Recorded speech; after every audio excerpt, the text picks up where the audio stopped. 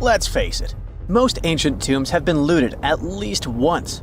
No matter how scary the rumors could have been, most mummies were open too. But one. This is the Bashiri mummy, and it puzzles everyone so much that nobody dares to see what's inside. Meet Howard, but you must know him already if you're into Egyptian history. He's primarily famous for discovering King Tut's tomb back in 1922. But few people know that before this revolutionary discovery, he had probably found another mummy. It happened in 1919, and it goes by several names, either the Bashiri mummy or the Mummy of Pacheri, or the Untouchable One.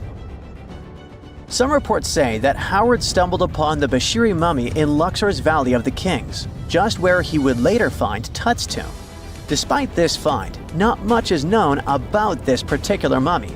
The reason why it's still unharmed in any way is not because of some superstitions, but because nobody is sure that they can undo what they do if something goes wrong. The mummy is so intricately wrapped that researchers never unfurled it for fear of irreversible damage. The golden rule of anyone who works with antiquities: if you're not sure you can't make it better or preserve it unchanged, do not touch it. History knows many examples of ancient relics ruined beyond repair, say Ecce Homo, or smiling statue restoration. The delicate fabric that covers the mummy's face has this cool design that kind of looks like a pyramid. The researchers are not 100% sure, but this might be the only one of its kind with that embalming style. But without knowing the ancient technique, it's next to impossible not to ruin the mummy while unwrapping and wrapping it back. Back in the day, people, both experts and looters, would unwrap mummies for all sorts of reasons, mostly to study them. Luckily, these days, we have advanced tech that lets us check out what's inside a sarcophagus without having to unwrap anything. After taking a closer look at the Bashiri mummy, researchers figured out that it belonged to a man who was around 5.5 feet tall and lived during the Ptolemaic era, which makes this mummy roughly 2,300 years old. The Egypt Museum shared that the X-ray scan also uncovered an inscription of the guy's name, but it's a bit tricky to tell if it says Pacheri or Nenu, adding to the intrigue. The museum also pointed out that the fancy casing the mummy is in features all sorts of decorated scenes. You can see the mummy lying on a bed, flanked by deities Isis and Nephthys, along with the 4 sons of Horus. Plus, there are 2 images of the funerary god Anubis at the feet of the casing. By the way, Bashiri mummy is not the only one that has remained untouched. This is Issa Temkebde, and Gaston Maspero, a French archaeologist, made the decision to leave her mummy untouched, wanting to keep her resting peacefully since she was in such amazing shape. He did mention, though, that her tomb had been raided long ago. Thanks to some X-ray work, we learned more about the mummy. The scans revealed a few artifacts still wrapped up with the wife of a high priest, including amulets around her neck, right arm, and forehead. The X-rays also showed she had some dental issues and arthritis in her knees. While she passed away as an older woman, it's tough to pinpoint her exact age. However, various sources from her son's reign indicate that she was held in high regard in the kingdom. Isitemkebd served as the sister wife of Penejam II. You got me right, they were related by blood and were siblings, but back then it was pretty common to get married this way to preserve the purity of the bloodline. Say that to Habsburg, duh. Their chase for purity only led to inbreeding and the notorious Habsburg's jaw. Right, I guess we should not judge ancient Egyptian rules and morals, but what we can say for sure is that both Bashiri and Isitemkebd were incredibly lucky to stay untouched. The odds were not in King Tut's favor, though. The researchers' work hit him hard. The tomb itself was discovered in 1922, but it wasn't until 1925 that the nested coffins were opened during an excavation. The outer coffin, held together with silver pins, opened up to show another coffin shaped like a mummy, decorated with colorful glass and flower garlands. There were worries about the king's mummy because it had been exposed to moisture. The middle coffin was pretty heavy and didn't have any handles, so they had to be super careful taking it out. Inside the innermost coffin, which was solid gold and wrapped in a red cloth, they found the royal mummy, and this all went down on October 28, 1925. Tutankhamun's mummy, measuring about 6.07 feet, fit snugly into the innermost coffin, which was 6.17 feet long. You can already tell there was a problem, right? Imagine how hard it is to extract something as fragile as an ancient dried-up mummy, especially when there's not much room for maneuver. Plus, the mummy looked sus. It was pitch black. Howard Carter, the lead archaeologist of the expedition, estimated that around 2 buckets worth of oils had been poured over the mummy. But care had been taken to avoid the mask and feet. It was made to preserve him better. The body was positioned at a slight angle in the coffin, and there was a noticeable difference in the amount of dark oils on the right and left sides, indicating that the coffin might have tilted while being lowered into the sarcophagus. This oil created moisture inside the coffins, and over time, it reacted chemically, which Carter described as a sort of slow, spontaneous combustion, leading to the carbonization of the linen wrappings. Unfortunately, the combination of heat and moisture took a toll on the mummy's trappings as well. The crook and flail fell apart, the resin scarab cracked, and the threads holding the hands and mummy's bands started to decay, making everything quite fragile.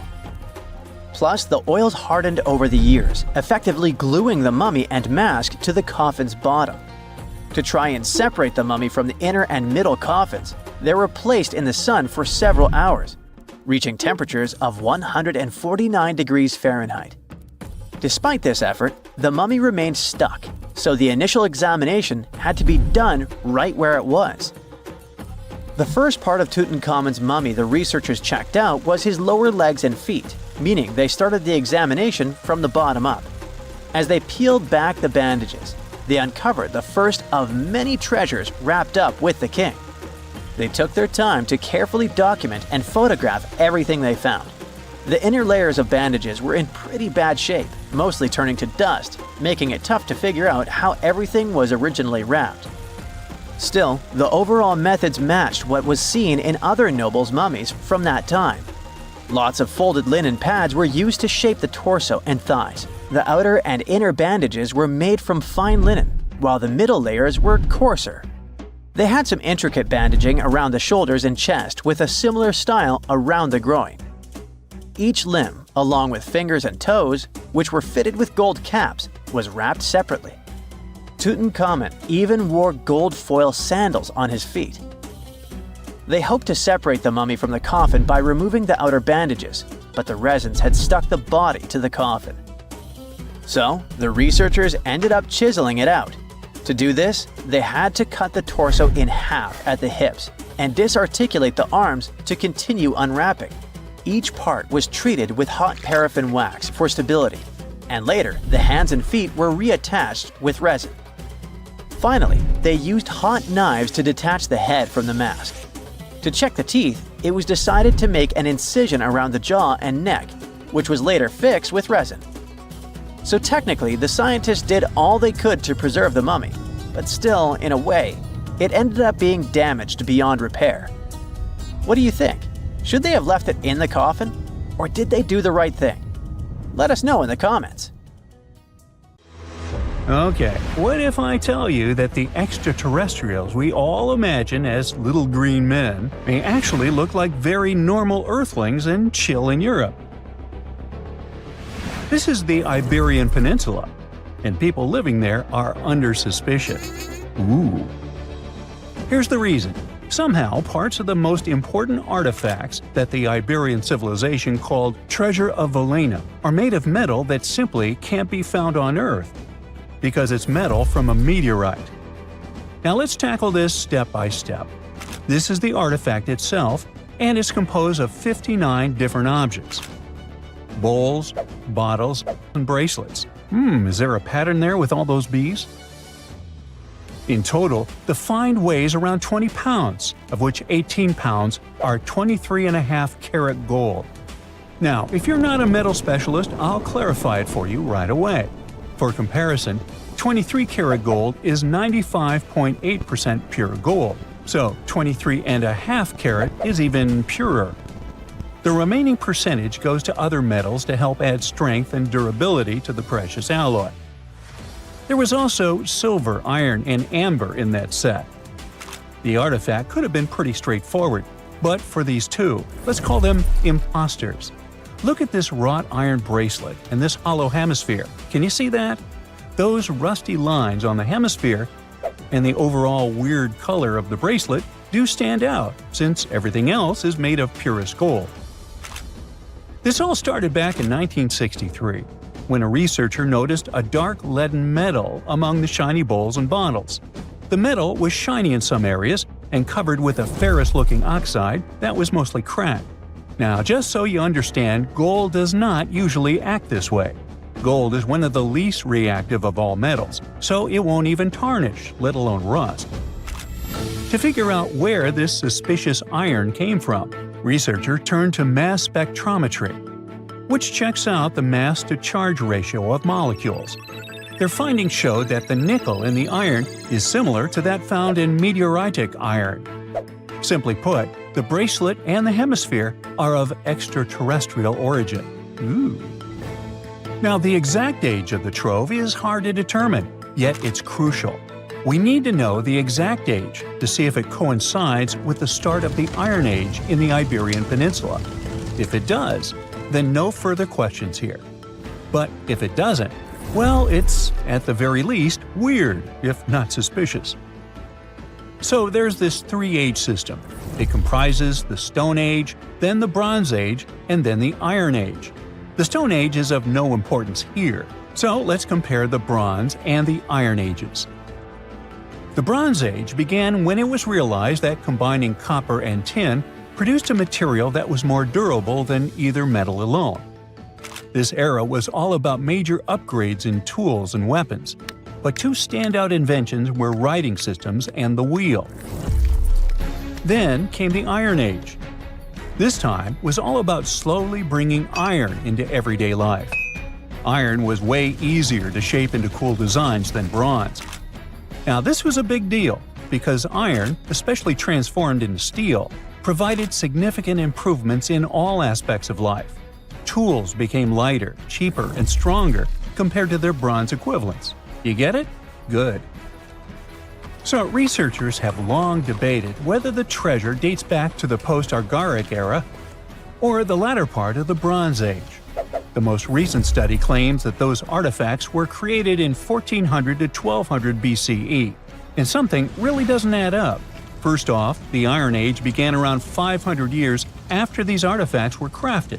Plus, ancient craftsmen couldn't know back then how to work with metals that landed on Earth approximately 1 million years ago.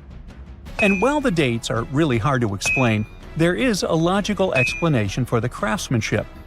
The theory here is that those metal workers simply had access to the fallen meteorite, and thus, they could study it well and discover its properties before using it for decorative purposes. They could have figured it out through trial and error, and once they knew exactly how to work with this extraterrestrial metal, they proceeded to adorn the artifacts with it. Plus, there were the Phoenicians, who contributed to their craftsmanship. Now, it's true that the Iberian people have been processing metal and making pottery long before the Phoenicians settled on the peninsula. But the arrival of new metalworking techniques and the introduction of the potter's wheel enabled them to produce better quality goods much faster than before. So, we figured out the extraterrestrial origins of the Iberian artifacts. But guess what? This area is still under suspicion. The reason for that is the language they spoke. You see, for most modern languages people use today, there will always be some proto-language. Say for Italian, Spanish, and French, it's Latin, hence their similarities. But wait, Iberian was largely spoken where modern Spain is, so why isn't Spanish similar to it? Well, the truth is, no language today is similar to the Iberian. Maybe only the Basque language, but it's because of some similarities found in their numerical systems. Basque is classified as a language isolate, or simply unrelated to any other known languages, and the only language isolate in Europe. The Iberian language is unclassified, While the scripts written in it have been deciphered to various extents, the language itself remains largely unknown. And look at the alphabet the Iberians had. Looks like it doesn't really belong to our planet. But hold up, this one might be a bit of a stretch.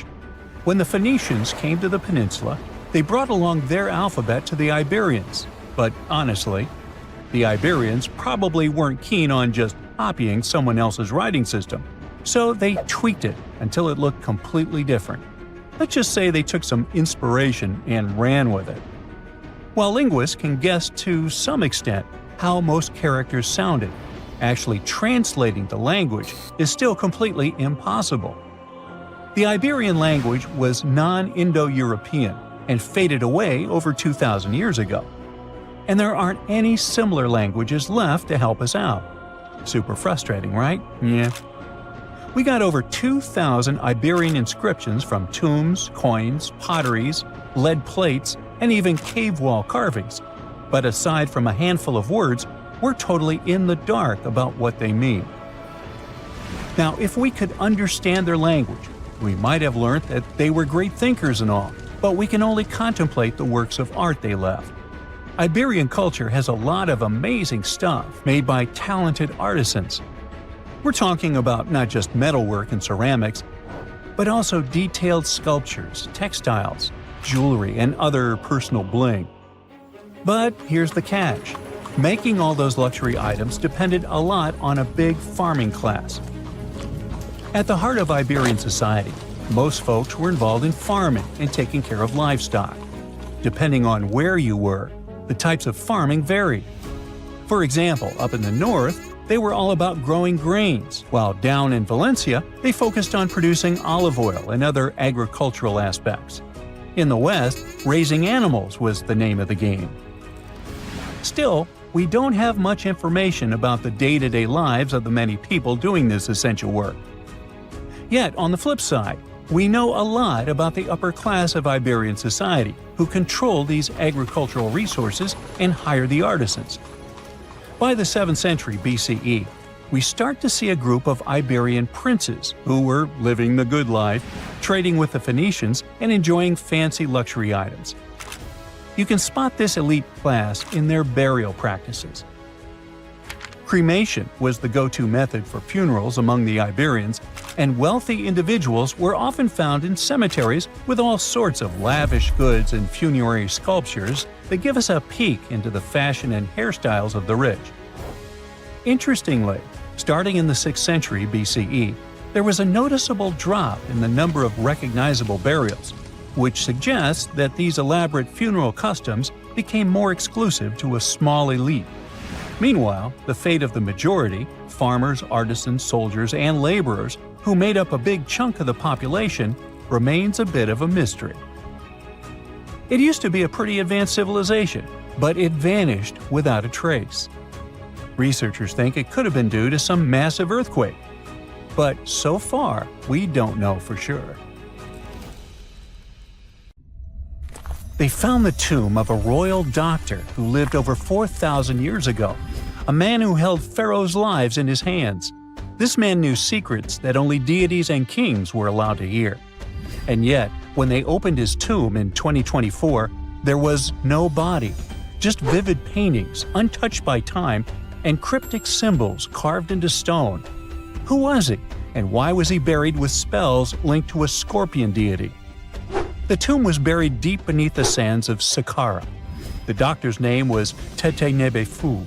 He lived around 4,100 years ago, during one of Egypt's most mysterious turning points, right at the edge of glory and collapse. These were the final days of Egypt's Old Kingdom. The sun still glinted off freshly built pyramids, but the shadows were already creeping in. The pharaoh, Pepi II, had ruled longer than anyone before him, 90 years. But by the end of his reign, the country was cracking. The power was slipping, the regional leaders were rising, and the Nile floods grew unpredictable. In this shaky period, the mysterious doctor thrived. His tomb was discovered by a Swiss-French archaeological team in the shadows of old pyramids. The weirdest part was that when they uncovered his burial chamber, they found no body. No golden treasures either. Unfortunately, the tomb had been robbed long ago. But what remained was something even more fascinating: the words and images left on the walls. The paintings are still vibrant, bright colors that somehow survived all those years underground. The walls show jars, containers, strange abstract patterns, and geometric shapes. And then there are hieroglyphs, lines and lines of sacred script carved with precision, like someone had poured their soul into every curve. These inscriptions revealed who Teti Nebe Fu truly was. Turns out, he wasn't just any doctor. He was the conjurer of Serket. Now, Serket was the female deity of scorpions, sacred and terrifying. Egyptians believed she could stop venom, heal bites, and protect the living from toxic elements. The title, Conjurer of Serket, meant Tete Nebi Fu was a specialist in treating dangerous stings and bites. And if he got an entire tomb for himself, he may have been Egypt's top expert in those things, a man who healed with both medicine and magic. But that wasn't all. He also held the title Director of Medicinal Plants, a title seen only once before in all of ancient Egypt. That means he knew the healing power of herbs, roots, and oils like no one else. Now, you might wonder, what plants in a huge land of sand? But in reality, ancient Egyptians used herbal medicine that would hold up in some labs today. They created pills, ointments, and inhalers. Most often, they chose some active ingredient, a flavor to make it easier to take, and something to deliver it into the body. Sound familiar? And yeah, they didn't have many traditional plants, so some of these ingredients were bizarre by our standards, like using crocodile dung and acacia mixed with honey. They even had formulas for anti-wrinkle creams. And apparently, our mysterious healer was also chief dentist. This title is almost never seen in ancient records. Evidence of Egyptian dentists is incredibly rare. Turns out, our ancient genius didn't just fight stings and study plants. He was also trusted with teeth and jaws, which were actually a huge problem in ancient Egypt. These people may have built wonders, but their teeth paid the price. Ancient Egyptians constantly caught grains of sand in their mouths. They often ate grit-filled bread and raw vegetables, which wore down enamel and caused a horrible condition called attrition. This led to tons of problems, including tooth loss. They had to improvise back in the day. For example, crafting the world's oldest known toothpaste from crushed rock, mint, and pepper, which ironically only made things worse for the gums. Or a toothpaste from things like eggshells, pumice, and natron, a salty mineral used for cleaning. They were also inventing mouthwashes from celery, bran, and herbs to ease the problem. Some mummies were even found with crude metal braces and gold wires attaching missing teeth. Though we're not sure if these were for the living, or was it just a nice little addition added as an afterlife gift. So, Teti Nebe Fu specialized in all these fields. 3 rare titles for one man. Now, back in the day, he must have been admired as incredibly knowledgeable. In a world without modern science, he would have been like a sorcerer who knows how some leaf or bark could save a life. That's why archaeologists believe Teti Nebe Fu wasn't just any doctor. He was, most likely, the royal physician, the one who treated the pharaoh himself. We don't know for sure which king he served. Maybe it was Pepi II, and who knows, maybe that's why the guy lived so long. But if that was the case, Teti Nebe Fu may have lived through the final moments of the Old Kingdom, watching the Golden Age crumble from inside the palace walls. And then he was buried, the body was looted, or perhaps just lost to time. But the team says they're still studying the tomb, still uncovering the traces of this incredible man. Overall, ancient Egyptians were practicing medicine on a crazy advanced level. Some practices feel familiar even today. They had hospitals, specialists, surgeries, and many more things, even medical schools. Both men and women were allowed to be doctors. They healed with various methods and practiced surgery with actual tools, scalpels, forceps, even sutures. Some doctors treated only the eyes, others the teeth, the stomach, or even what they called the hidden diseases. They knew how to clean and dress wounds, could set broken bones using splints made of wood or reeds wrapped in linen, and even prevented infections. There were even proctologists. They also built the first prosthetics, like a wooden toe with leather straps that help people walk normally again. The oldest known prosthetic is 3,000 years old. Now, the most shocking part is how they actually even tried to remove tumors. A recent study looked at a 4,000 years old skull. It belonged to a man in his 30s. There were signs of past tumors, and around 3 of them, there were marks, surgical cuts made with a metal tool. That suggests someone attempted to remove or study them, maybe treatment, maybe an autopsy. There was another skull of a woman over 50 years old. It also showed similar signs, but with healed fractures from an earlier injury, which is amazing because her treatment might have actually been successful. Being a healer in this society meant something powerful. It meant being a priest, a scientist, and a magician all at once. To ancient Egyptians, medicine was a necessary art, and they treated it with as much reverence as they did their deities. That's because they believed that sickness could be both physical and spiritual. So a doctor could recite a spell while applying a salve, and a lot of their treatments worked. The reputation of doctors in ancient Egypt was so strong that leaders from other parts of the ancient world, like Persia, actually sought them out. Even Homer, the Greek poet, once said the Egyptians were the most skilled healers of all. Of course, their understanding of the human body wasn't perfect. For example, they thought the heart controlled thought and emotion. They also didn't know what the brain really did. But their approach, observe symptoms, diagnose, and treat, well, that's modern medicine. Sure, they prayed over the wound, but they also healed it, didn't they? Their most famous physician was Imhotep. That guy was a true polymath, an architect, priest, and a healer who became so revered he was later worshipped as a deity of medicine. Yep, a human who was so cool they turned him into a deity. He lived 2,000 years before Hippocrates, the so-called father of medicine. And yet, some people joke we should drop the Hippocratic Oath altogether and swear an Imhotepic oath instead. These people weren't just laying the foundations of pyramids, they were laying the foundations of healthcare.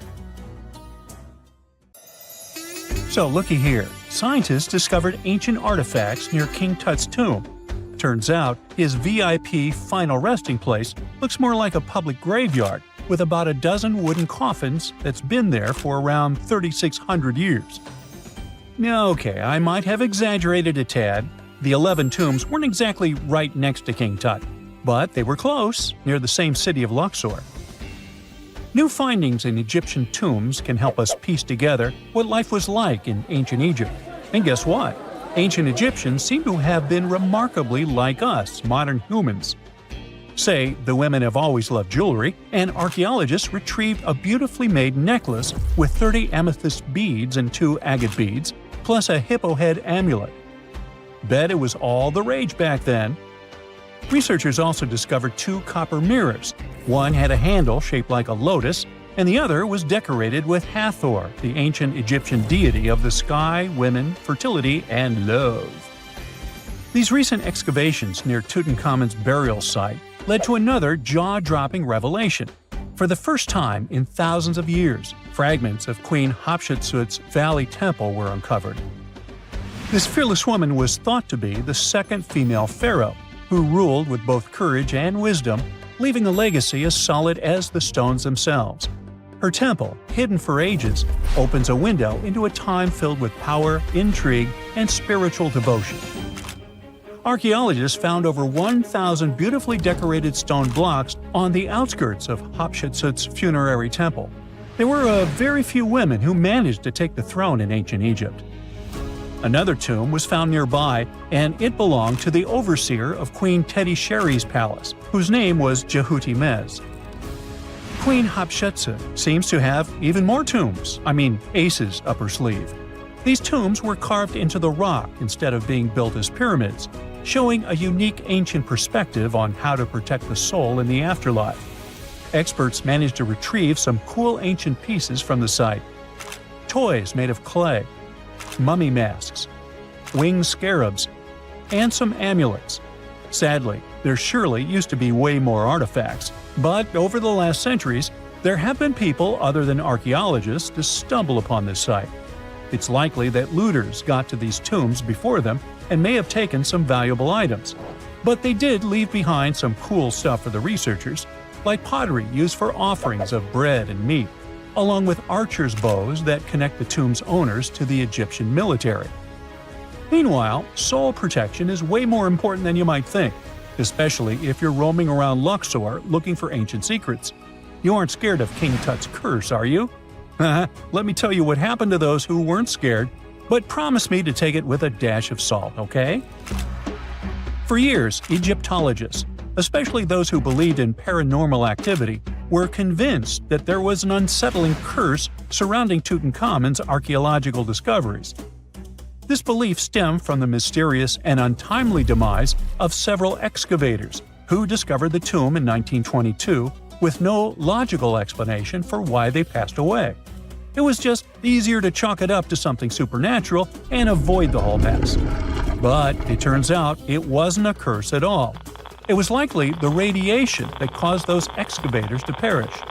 Now, you might wonder where the radiation came from. After all, while radioactivity was discovered in the 19th century, ancient Egyptians, despite their impressive pyramids, didn't have any radium lying around to make Tut's tomb glow like crazy. So, what could be the real story? It might have been toxic waste behind it all.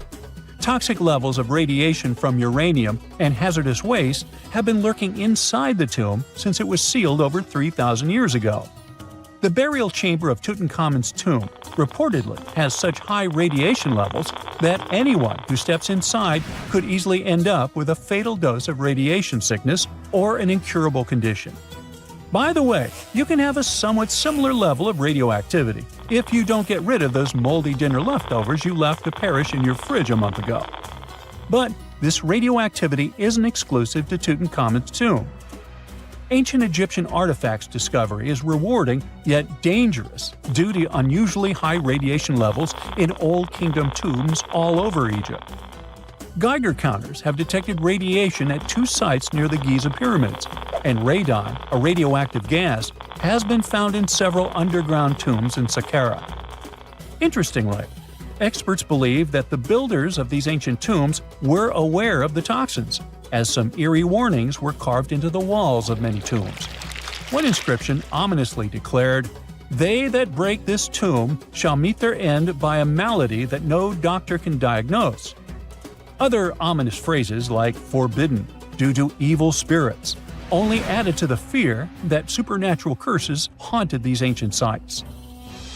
Ominous signs have stunned archaeologists since forever, but the fear grew even stronger a century ago with the mysterious passing of Lord Carnarvon, who funded King Tut's excavation in 1922 and reportedly explored the treasure-filled rooms, along with several others who entered the tomb. Arthur Weigall, another British Egyptologist who was present at the tomb's opening and is credited with starting the curse myth, passed away young when he was just in his 50s in 1934. Chances are the condition that made him pass was connected to radiation. In total, 6 out of the 26 people who were there when the tomb was opened met their end within a decade from various causes. Not only X-ray exposure, those reasons include asphyxia, stroke, heart failure, pneumonia, and even poisoning. Well, isn't this getting a little grim? There was one guy who opened the tomb and somehow managed to avoid the infamous curse, Howard Carter, or so it seemed. Some folks pointed to his survival as proof that the curse wasn't real. After digging up the tomb, Carter published several books on the topic and shifted gears from archaeology to dealing in antiquities for various museums. Despite dodging demise or injury, rumors swirled about how the curse may have impacted him in other ways. One of the big stories linked him to Lord Carnarvon's daughter, Evelyn. Some said he was madly in love with her, but she married someone else, so he chose to stay single. Others claim they had an affair while she was in Egypt, which ended when her father passed away and she left the country for good. However, there wasn't much evidence to support these stories. Evelyn was just 6 when they met, and they remained friends until his last breath. She was even one of the few attendees at his funeral, but denied any romantic involvement, saying they weren't that close. A year after the revolutionary discovery near King Tut's tomb, Evelyn married politician Sir Brograve Beauchamp and had a daughter. That same year, Beauchamp toured the tomb with his parents, guided by Carter himself. Carter never married and, aside from those posthumous rumors about Evelyn, had no other romantic connections. While the curse adds an intriguing twist to his life story, his tendency to keep relationships at arm's length was evident long before the tomb was opened. It seemed Carter just wasn't a people person. In 1939, after battling a serious illness, he ultimately succumbed to fate. He was 64, which was a pretty common life expectancy in the UK back then, so no one really thought it was off and linked it to an ancient curse. When he passed, it turned out he had several artifacts from Tutankhamun's tomb in his London apartment, which were eventually sent back to Egypt, marking what some viewed as the curse's end. Who knows? Maybe if he hadn't had all those ancient souvenirs at his place, he would have lived way longer. But all the other demises might seem off. The curse theory was likely fueled by some strange events during the excavation. Carnarvon got a mosquito bite that became severely infected, and around the time they opened the tomb, Cairo experienced a bizarre power outage and a freak sandstorm. Back in England, the Earl's dog, Susie, managed to escape from Carnarvon's house and began barking frantically at seemingly nothing. At least that's what the staff and family saw. Strangely enough, at the very moment her owner's heart stopped, Susie started howling and fell down without showing any signs of life. Maybe radiation didn't play a crucial role after all, and those were indeed ancient artifacts from King Tut's tomb that made them all perish. Spooky, huh? Miles and miles of yellow sand, treeless mountain ridges, and scorching hot sun over your head. And suddenly, something you'd never expect to come across in a barren desert. A small group of overexcited people. They're as happy as you would be if you'd won a lottery. They've just found an ancient tomb, once flooded with its walls in bad shape. But the stuff they discovered inside proves that this is the burial site of one of Egypt's most mysterious pharaohs. Historians have been hunting for his tomb for years, but no one expected it to hide ancient treasures. Fast forward. After careful examination of the site, Egyptian officials have announced the discovery of the tomb of King Thutmose II. It's the last missing tomb from Egypt's 18th dynasty, and this is also the first royal tomb found since King Tutankhamun's was discovered in 1922, in more than 100 years. A team of Egyptian and British archaeologists found the tomb in the Theban Mountains area, west of Luxor, near the famous Valley of the Kings. Before this, the site was only known as Tomb C4, but during their excavation, the team found clear evidence proving it belonged to King Thutmose II. Archaeologists actually found the entrance and main tunnel leading to the tomb in 2022. But at first, they thought it belonged to a queen because it was near the graves of Thutmose III's wives. It was also close to Queen Hatshepsut's tomb. Originally, it was prepared for her when she was just a royal wife, but everything changed when she became pharaoh. But we'll talk about this twist of fate a little later. But soon they realized that their discovery was much more significant.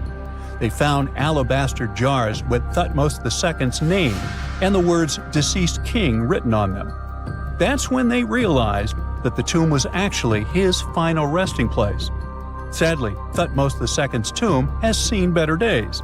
According to the head of Egypt's antiquities sector and the leader of the Egyptian excavation team, the tomb suffered major damage from ancient floods not long after the pharaoh's death. Water swept through the burial chamber, likely destroying or displacing many of the original artifacts. Much of what had been once inside the tomb was moved elsewhere in an attempt to salvage it. The researchers found out that the tomb had a basic design, with an entrance, a sloping main corridor, and a burial chamber. The corridor was coated in white plaster and rose about 4.5 feet above the floor of the burial chamber. A large staircase and a very large descending corridor of the tomb indicated its grandeur. It took the team a long time to navigate through, though, as the tomb was blocked by flood debris and collapsed ceilings. Only after crawling through a 32-foot passageway with a small 16-inch gap at the top, the worst nightmare for those of us with claustrophobia, were they able to reach the burial chamber. There, they were in for another surprise. They cleared the debris, expecting to find the crushed remains of a burial beneath. But the tomb turned out to be completely empty, and it was not due to robbery. It had been deliberately emptied. The researchers soon realized that the tomb had been flooded since it had been built underneath a waterfall. It happened just a few years after the king's burial, so the contents of the tomb were moved to another location. That's why there was a second corridor in the tomb. It was most likely made to help remove King Thutmose II's body from his flooded tomb. Despite the damage, the excavation team made some really exciting discoveries. They found traces of mortar decorated with blue inscriptions, yellow stars, and fragments from the Book of Amduat, one of the most significant funerary texts in ancient Egypt. The book was meant to guide the deceased through the underworld, ensuring a safe journey to the afterlife. Now, how about we sneak a peek at ancient Egypt's 18th dynasty? It was all about conquering lands, expanding the empire, and building jaw-dropping monuments. Some of the biggest names from that era, Thutmose I and Thutmose III, both legendary warrior kings who left their mark in history. Thutmose I was a fierce fighter who led major military campaigns, pushing Egypt's border further south than ever before, all the way to the fourth cataract of the Nile. His victories gave Egypt access to new trade routes, stronger political ties, and more wealth.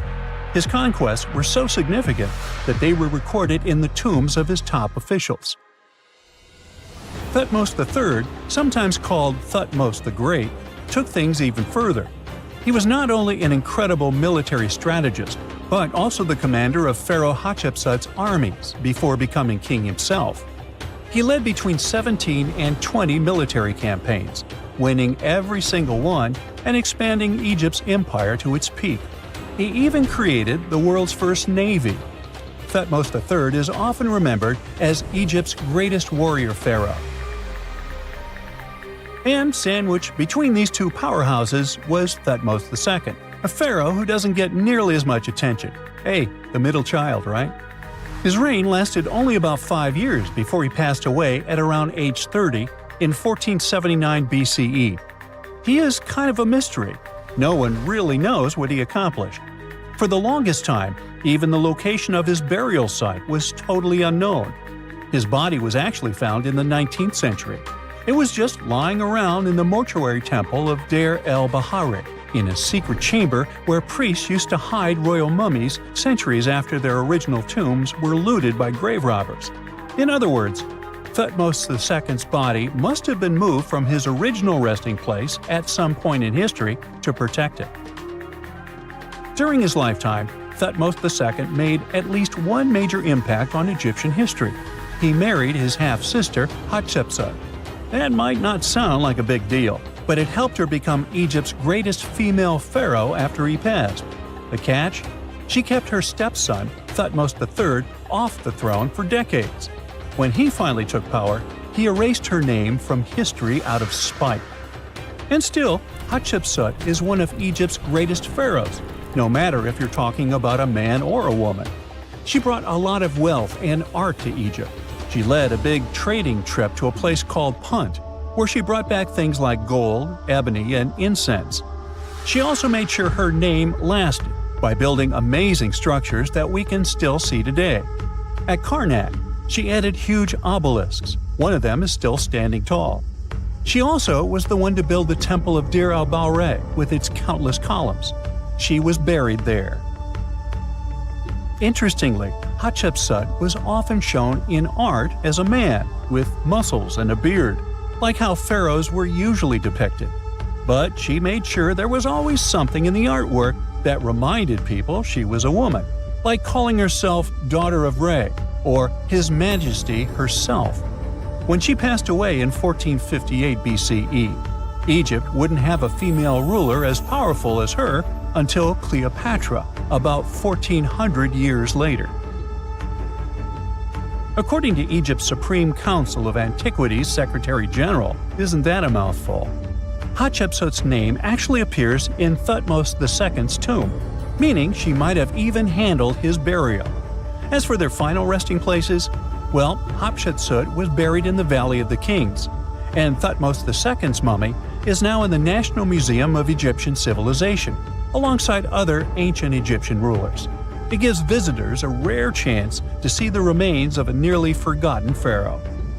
Now, experts consider the discovery of his tomb to be one of the most significant in recent years. The artifacts found there add important details to our understanding of the history of the region and Thutmose II's rule. And even though the tomb's design is fairly simple and follows the same architectural style preferred by later Egyptian rulers, its historical importance is undeniable.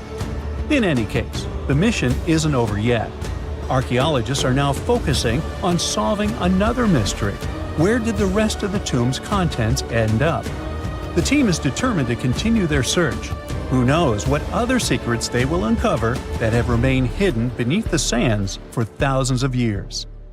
Archaeologists have been studying Petra in Jordan for 200 years, and in 2024, they found something they had never seen before. It's a tomb with at least 12 complete human skeletons and artifacts that are over 2,000 years old right in front of the treasury. Bronze, iron, and ceramic items were placed with the deceased, which shows how people honored their loved ones when they passed away. It's a rare chance for scientists to learn more about the Nabateans, an ancient group of Arabian nomads who built Petra. The objects found in the tomb under Petra's treasury are in amazing condition, but the skeletons became fragile because it's damp inside the tomb. They plan to study the remains and extract DNA to see if the people in the tomb were related. While some scientists are solving tomb mysteries, others have trained AI to find new ancient sites for them. They've created an algorithm that works with a special type of satellite imagery. This technique uses radio waves that can peek under things like sand, soil, and even ice to find hidden objects. AI will help search a huge desert on the Arabian Peninsula called the Empty Quarter for archaeological treasures. The lead scientists of the experiment trained the algorithm to recognize hidden locations using data from a site they had found before.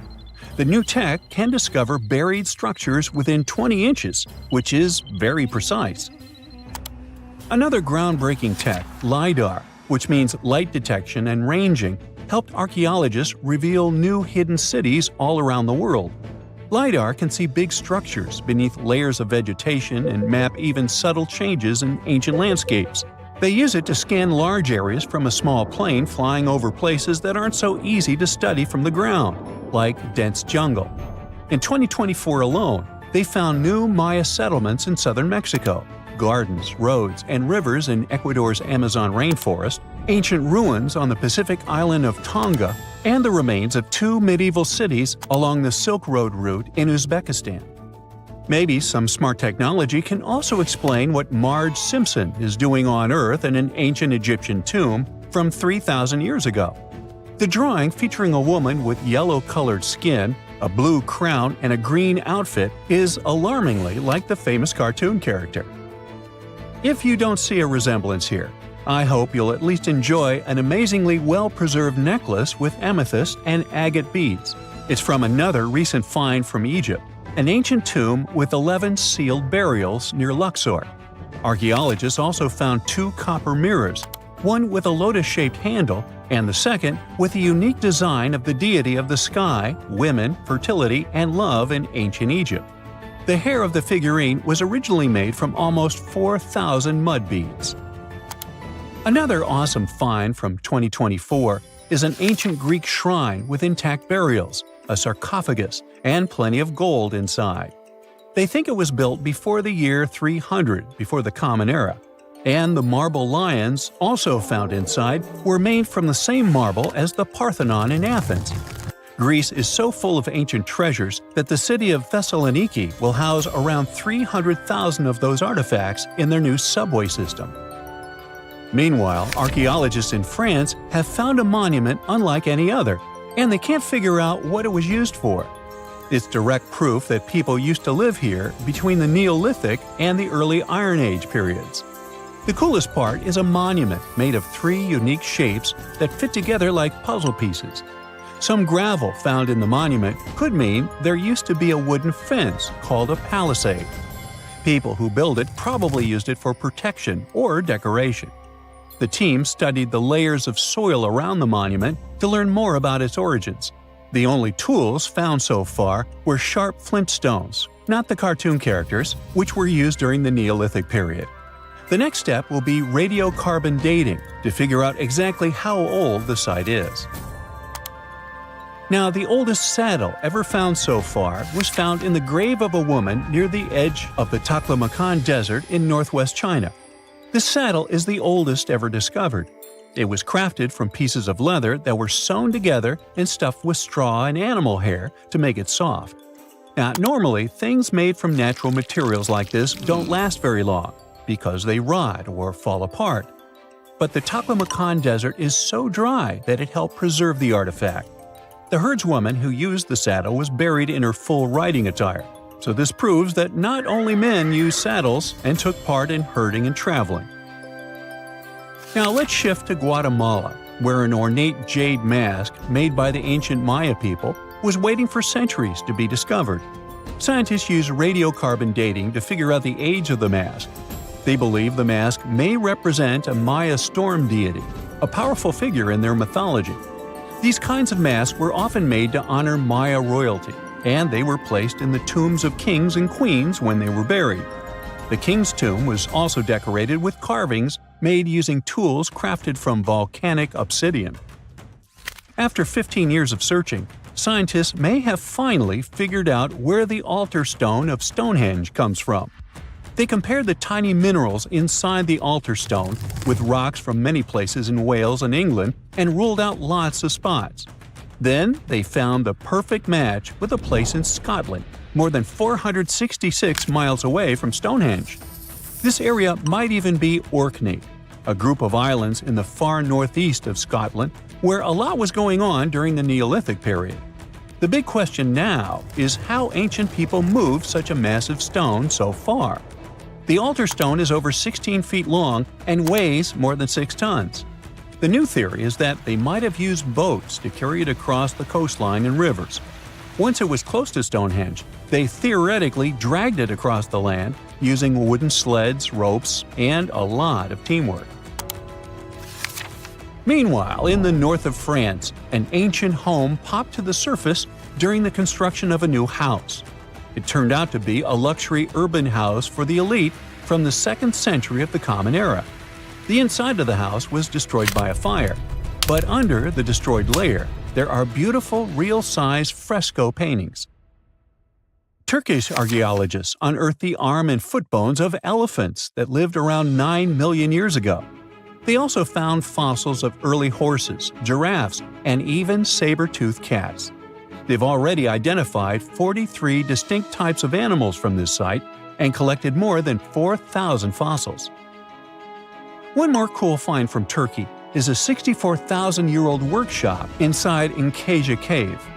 It looks like people used it for 24,000 years non-stop. There are some tools inside, like flakes and blades, which were made inside the workshop. In eastern Turkey, a farmer accidentally found a 1,000-square-foot mosaic from the late Roman or early Byzantine period just beneath the dirt. Experts say it's a one-of-a-kind thing from this region, and it's still in one piece after all this time. The pattern shows dozens of trees, plants, and animals that were found in ancient Turkey. There could be more treasures in the area, so they plan to keep digging. Our final stop will be in Sicily, where archaeologists uncovered a huge ancient thermal complex.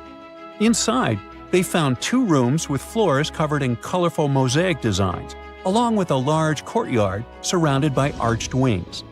As they kept digging, they discovered more parts of the ancient city. They found new roads and the remains of a huge complex, along with stretches of old stone walls that were part of the city's fortifications. These discoveries are helping scientists imagine what the city might have looked like during ancient times. No one knows for sure whether the bathhouse was built by the Greeks or the Romans, since both civilizations lived in Sicily long ago. Something strange is lurking beneath the sands of Giza, and scientists have no idea what it is. Archaeologists just found a hidden structure near the Great Pyramid using advanced ground scanning technology. What's inside? Nobody knows, but excavations are already underway. The Great Pyramid of Giza is one of the most famous monuments on Earth, but it doesn't stand alone. It's surrounded by an ancient necropolis, a massive royal graveyard filled with tombs and monuments. They belong to pharaohs, nobles, and other high-ranking officials. Most of these tombs are above the ground. They're called mastabas, rectangular, flat-roofed tombs built from limestone or mud brick, and they've been studied for decades. But from old movies, we know that these weren't simple graves. They have deep vertical shafts leading to underground burial chambers, where the past was sealed away for eternity. And recently, archaeologists found one curious empty space in the cemetery, a completely unexplored patch of ground. No mastabas, no visible ruins, nada. For years they ignored it, but between 2021 and 2023, they decided to investigate. They didn't dig though. Instead, they used a technology that kind of acts like X-rays for the ground. These radars let scientists see the secrets hidden there. And there was something hidden beneath the sand, something deliberately buried and forgotten. A two-part underground structure.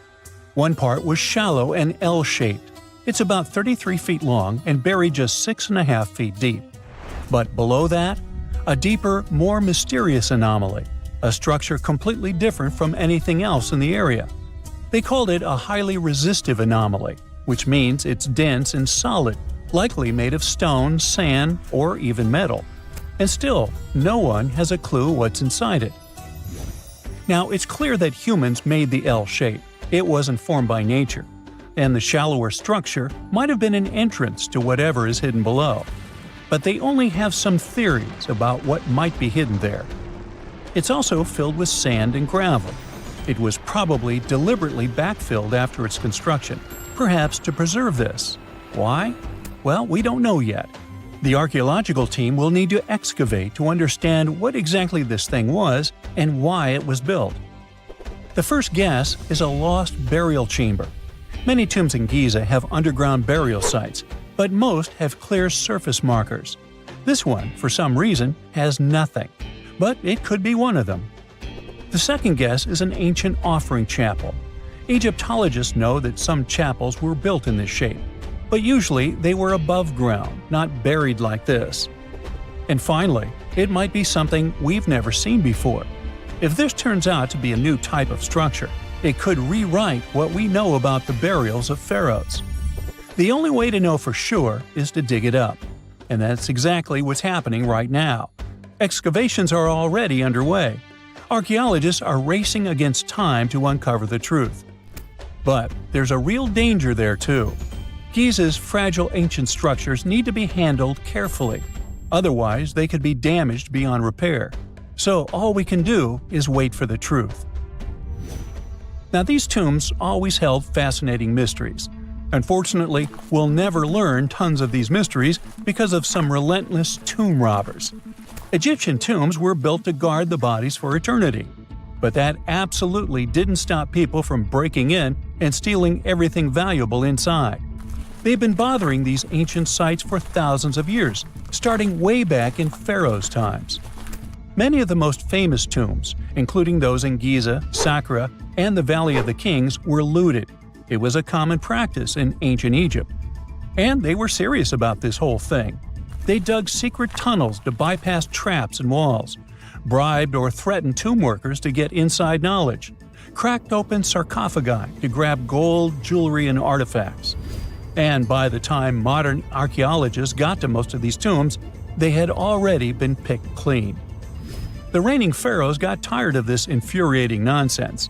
The Valley of the Kings, the famous burial ground of Egyptian royalty, was supposed to be the ultimate safe zone. Tombs were built deep underground, hidden in the desert. Passages were sealed with giant stone blocks.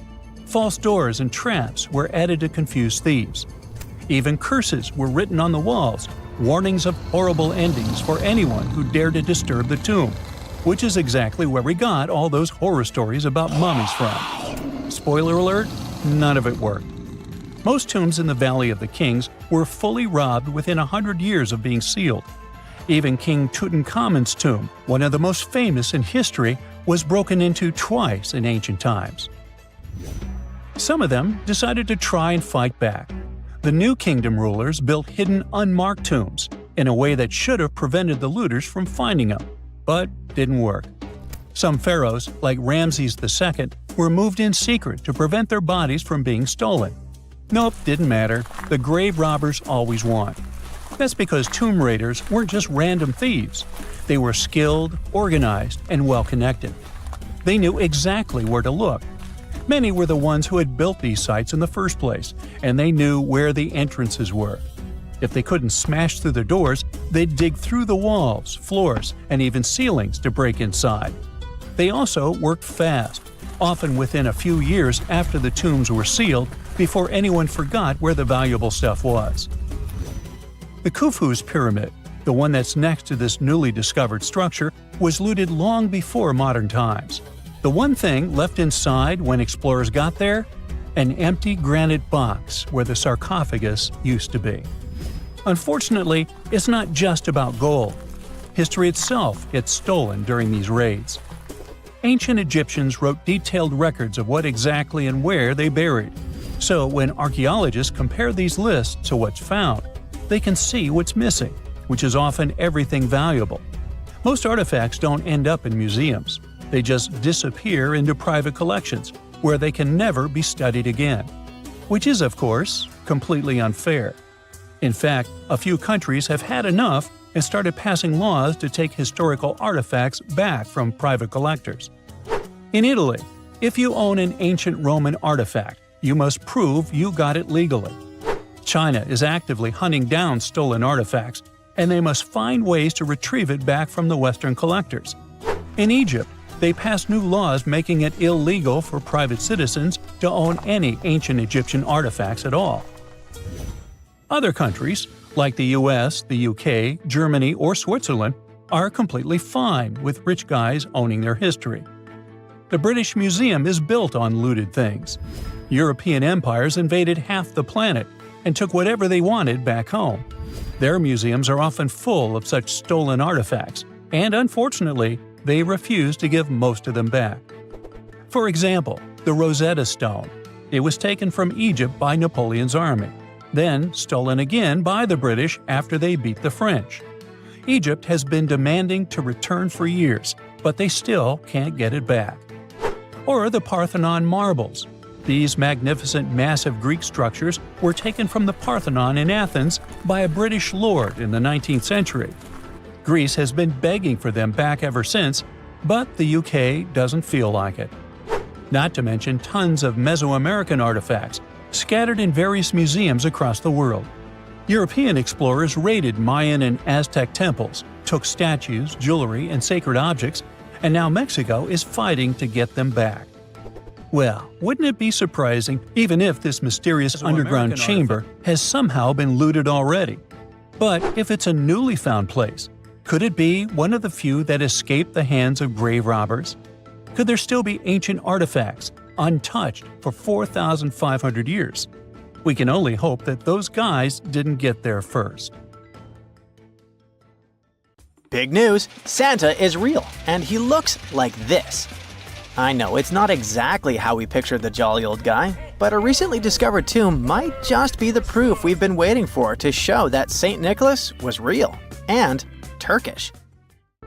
Turns out, he wasn't a North Pole native, but a kind-hearted bishop from the 4th century, famous for giving gifts to everyone.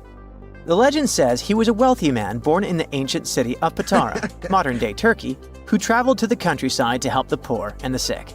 For centuries, though, people couldn't be sure he actually existed. Some historical sources say he was buried in Myra, which is now called Demre, Turkey. Since the 80s, archaeologists have been digging around this area, trying to prove it. And now, Their Christmas miracle has finally come true. After digging 6 feet deep in an annex of St. Nicholas's Church, they uncovered a mysterious limestone tomb, about 2 meters long. While they're pretty sure this is St. Nick's final resting place, they're still searching for an inscription to confirm its exact age. Now, if we're talking about the fictional Santa Claus, legend says his home is in Lapland, Finland. Back in 2018, archaeologists made an interesting discovery that could finally prove that Santa was real. They were digging at a site called Tiny Aro when they stumbled upon about 200 burial pits. But when they looked inside, there was definitely no sign of Santa. Actually, there were no human skeletons at all, just a bunch of things like pottery and animal bones. So no one really knows what this place was. That was the complete opposite of what happened with a group of archaeologists working in the ancient city of Petra, Jordan. Since 2003, there have been rumors about hidden chambers beneath the famous monument called Al-Khazneh, also known as the Treasury. 21 years later, a team finally decided to dig and uncovered an intact tomb. Inside, they found at least 12 human skeletons and artifacts estimated to be over 2,000 years old. Hundreds of thousands of tourists travel to Al-Khazneh every year, and most of them probably go there to see the site of the Holy Grail in the movie Indiana Jones and the Last Crusade. So, do you want to know the funny part? One of the skeletons in the tomb was clutching a ceramic chalice that looked a lot like the Holy Grail. You probably remember the devastating fire that caused massive damage to Notre Dame in Paris back in 2019. Because of that, the building, originally built between the 12th and 13th centuries, had to be restructured. But archaeologists saw it as a golden opportunity to dig into the site and uncover its hidden secrets. The team was only allowed to dig about 16 inches beneath the floor, but that was enough. As soon as they removed the floor tiles and cleared away a thin layer of dirt, they spotted the top of a lead coffin. Then, they found some limestone sculptures, including life-sized heads and torsos. Altogether, they uncovered over 1,000 fragments of different works of art. Ancient statues have been found in the most random places, including a sewer. In July 2024, Bulgarian archaeologists were checking a Roman sewer in the ancient city of Heraklia Sintika when they found a nearly 7-foot-tall marble statue of Hermes, the Greek messenger deity. This town was completely devastated and abandoned after 2 earthquakes, one in the year 388 and the other in the year 425. But somehow, it didn't destroy this statue. In fact, its head was found in surprisingly good condition. Finding ancient artwork is definitely fascinating, but imagine stumbling upon an entire hidden city in the Amazon rainforest. Using high-tech lasers, researchers uncovered a lost civilization with thousands of structures and a whole network of roads, canals, and houses, all buried beneath the dense jungle. This city was built around 2,500 years ago, in an area located in the shadow of a volcano, which, by the way, could have erupted and destroyed this civilization at some point. It's hard to say exactly how many people live there, but experts estimate they stayed up there for about 1,000 years. This discovery proves ancient people also had huge, organized cities in the middle of the Amazon. A similar thing happened in Campeche in southern Mexico. An archaeologist was doing some research on the internet when he accidentally discovered a hidden Maya city. This area, now called Valeriana, was huge, about the size of Edinburgh, the capital of Scotland. It had pyramids, sports fields, amphitheaters, and paths connecting different districts. Thanks to satellite images, archaeologists uncovered an entire unknown civilization from the Bronze Age. They were checking out aerial images when they discovered 100 prehistoric settlements in the Pannonian Plain, a region that includes parts of what's now Serbia and Hungary. The people who live there are now known as the Titsa Site Group, and it looks like they were a pretty well-organized society, skilled at growing food, hunting, and fishing. Google Earth helped a team to uncover a mysterious set of 400 ancient gates in Saudi Arabia. These gates, scattered across the desert, are thought to be from thousands of years ago. They're made of stone and arranged in weird formations that have left archaeologists scratching their heads. I mean, they don't look like they were meant for funerals, and they don't seem like structures where people lived. So, we still have no idea what they are. Technology is really changing archaeology. Thanks to artificial intelligence and, well, a $1 million prize, we've finally been able to decipher part of an unreadable and super damaged ancient scroll. The Herculaneum scrolls were discovered by workers digging up the ancient town of Herculaneum near Pompeii in 1752. But their condition was so bad that, for years, they were considered indecipherable. Thankfully, AI has helped unveil their secrets. Based on the studies so far, experts believe that one of these scrolls was written by a philosopher who valued pleasures, like music and food, above all else. No doubt, Stonehenge in England is one of the most mysterious places on Earth. Some theories even suggest it was built by extraterrestrials. After more than a century of research, archaeologists are still figuring out how it came together. See that big altar in the middle? Turns out it came all the way from Scotland. And that's pretty wild, considering this massive sandstone block weighs over 6 tons, and the people who built Stonehenge more than 4,000 years ago didn't have the luxury of wheels or modern tools. We can find some pretty amazing stuff in the oceans too. In 2013, a mysterious shipwreck was found about 20 feet underwater off the coast of Kenya. At the time, no one knew where it came from, but now, researchers are pretty sure this could be a ship from Vasco da Gama's fleet. You know, the famous Portuguese navigator, best known for being the first to sail from Europe to India by rounding Africa's Cape of Good Hope. If it's confirmed, this shipwreck could be one of the earliest European shipwrecks in the Indian Ocean. Ancient treasures can take many forms, including a bottle.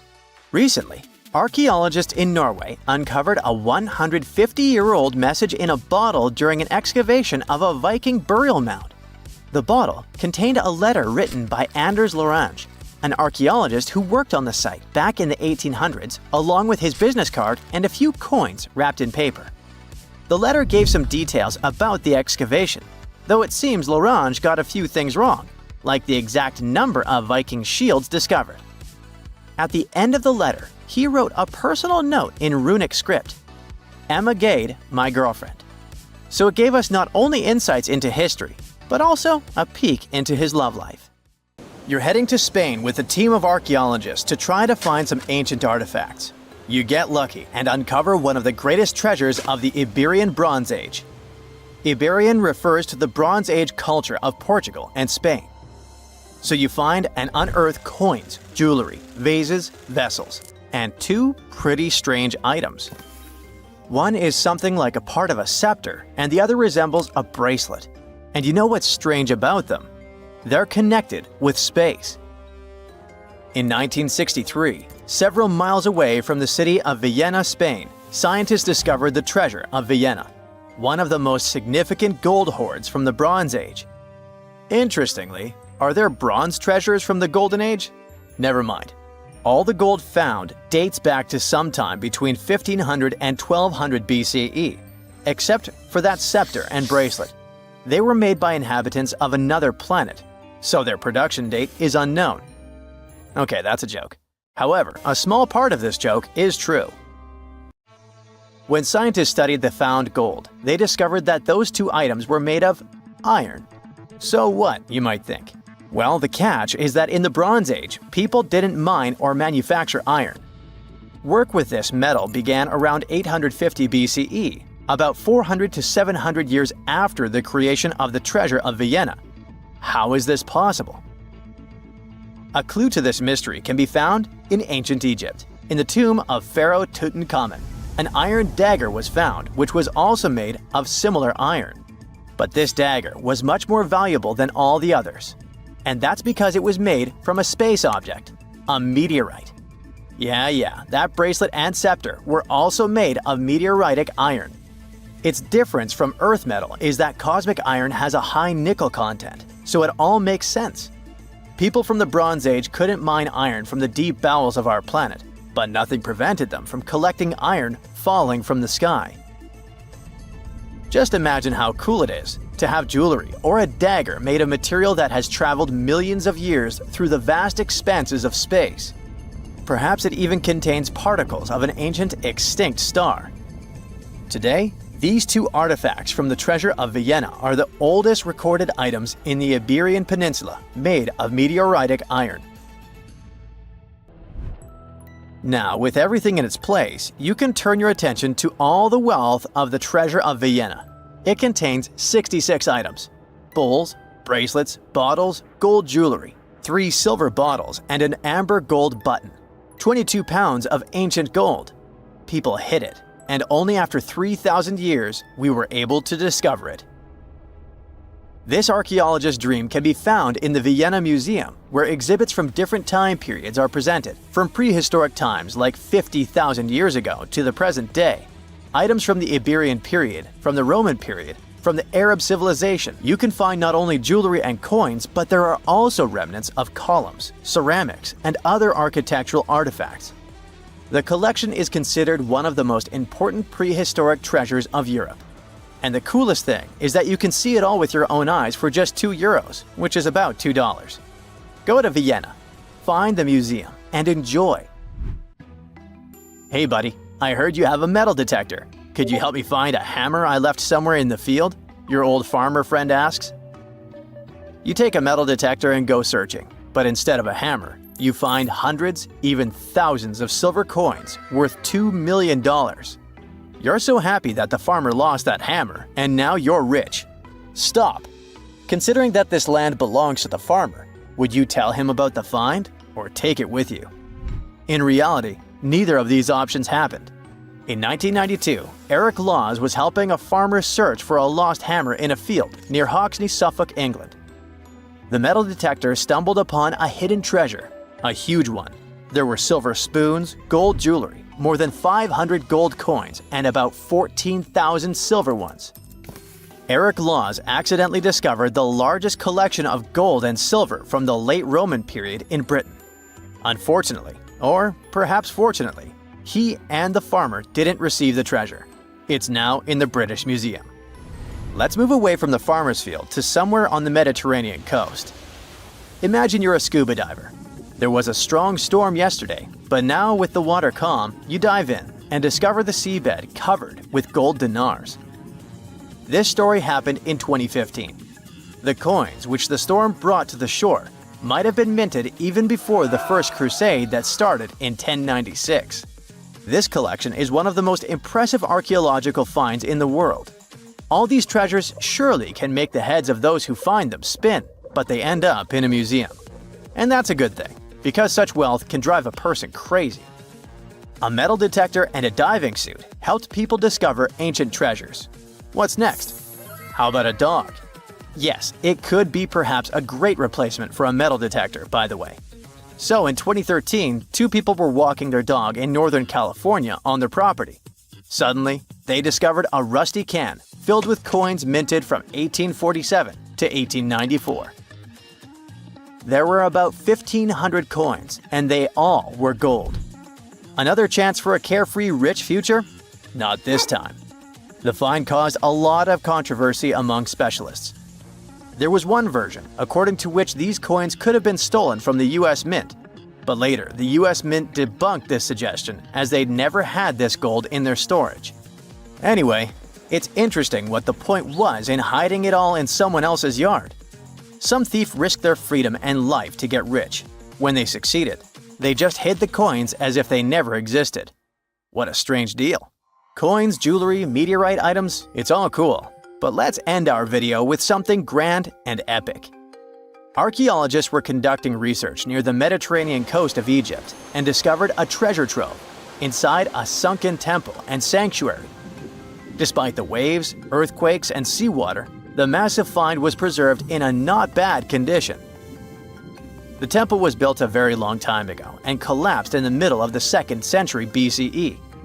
It was an important structure in ancient Egypt. People considered this place holy. Pharaohs came to the temple to seek help from the higher powers of Egyptian mythology to obtain titles for their rule. titles of kings of the universe. For many people, this place was like the center of the universe, and now it lies forgotten on the seabed, almost ruined. Time spares nothing. Researchers found out the temple had been part of an ancient port city. A long time ago, an earthquake occurred in this area and destroyed the city. Tidal waves softened the ground and dragged the town into the Mediterranean Sea. While studying the temple, scientists found many secret treasures there: silver ceremonial instruments, gold jewelry, and alabaster vessels. In past times, people used them to store perfumes or greasy ointments called unguents. Perhaps in ancient Egypt, they weren't bad in the field of cosmetology. Near the temple, archaeologists discovered a Greek sanctuary. Apparently, the Greeks living in Egypt or coming here on business wanted to pay tribute to Aphrodite, so they created a small building in her honor. In that place, archaeologists found bronze and ceramic artifacts from different cultures. Scientists found out that the Greeks had permission to trade in the Egyptian city and even be its residents. It seems pharaohs living around 600 BCE were favorable to the Greeks. The profession of an archaeologist is very exciting. But what would you do if you found some ancient treasure? Before answering this question, find out what law applies to such finds in your country. A girl, once and beautiful, ended up in a grave with a huge sickle across her neck. There were no signs of violence, no indications of any actual crime. Yet, someone was clearly terrified when they forced her into that grave. So scared that they even placed a padlock on the big toe of her left foot. They wanted her to stay in the tomb once and for all, fearing she might rise and take revenge on them. So, a whole community turned against a young lady who wasn't even over 20 years old, deeming her to be of ultimate danger. Do you see what I'm driving at? Let's test your historical knowledge. Who has been feared throughout human history to such an extent that commoners couldn't shake off that lingering sense of dread, even after their passing? If you say witches, warlocks, and vampires, you'd be completely correct. Just a little hint here. If you can't overpower someone physically, you can do it supernaturally. Well, that's at least what people used to think back in the 17th century. Not only was there a sickle and a padlock, but there were also signs of an attempt to twist the girl's corpse in the grave and turn it face down. This attempt had failed, leaving her spine buckled and twisted. By the way, the padlock wasn't necessarily meant to lock a vampire. It was more likely a talisman against evil spirits. That's a peculiar and, let's face it, very cruel way to bury someone. Yet it was a common practice for creating anti-vampire burial sites. The methods for preventing vampires from rising were quite elaborate. First off, let me introduce a term. Anti-vampire graves, known as revenant graves, date back thousands of years and have been found in various locations across Europe. Europe, you heard that right. Now before you say, hey, vampires are a Romanian thing, Dracula, duh, let me convince you otherwise. They are a part of all European folklore, meaning you can find references to them throughout Europe. With new settlements in America, vampire lore spread there too, eventually turning into the Twilight Saga. These anti-vampire burials are characterized by evidence of precautions taken to prevent those who bit the dust from rising.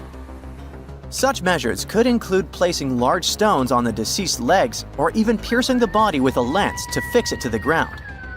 To be completely safe, they could also consider removing the head from the torso. So, burying the body face down, cutting off the head, and pressing the body with a stone were the methods used to keep someone believed to be a demonic being from leaving the grave. Let's return to the poor lady, or rather, the girl. A couple of archaeologists, Dariusz Poliński and his partner, Magna Durodska, who happened to be partners in both crime and life, stumbled upon her grave. Strangely, all of her 206 bones remained untouched. Yet no gravestone, no name, nothing. Just a lonely grave on a hill in northern Poland. Poliński, a professor of archaeology, and Zagrodska began piecing together the story of the woman they eventually named Zosia. Carbon dating suggested she had been about 18 years old and had passed away about 350 years ago during a chaotic time in Poland's history. There is little documentation about this graveyard, which seemed to serve as a resting place for individuals marginalized by the community. Was Zosha a poor girl who had been marginalized because life forced her into the worst situation a lady could face? Not really. As the archaeologists delved deeper, they stumbled upon some hints that indicated she might have hailed from a rich family.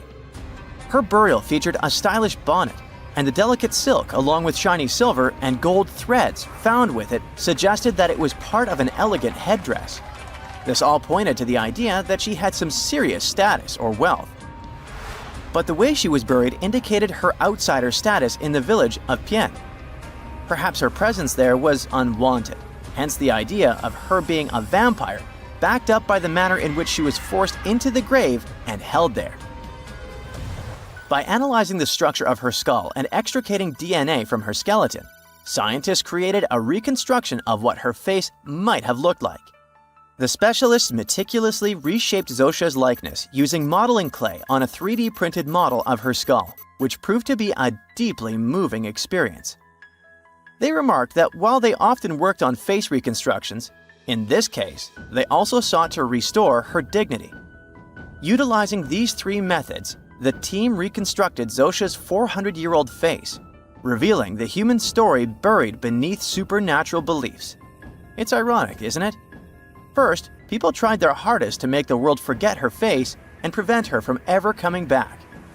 400 years later, people did everything they could to bring her back to life.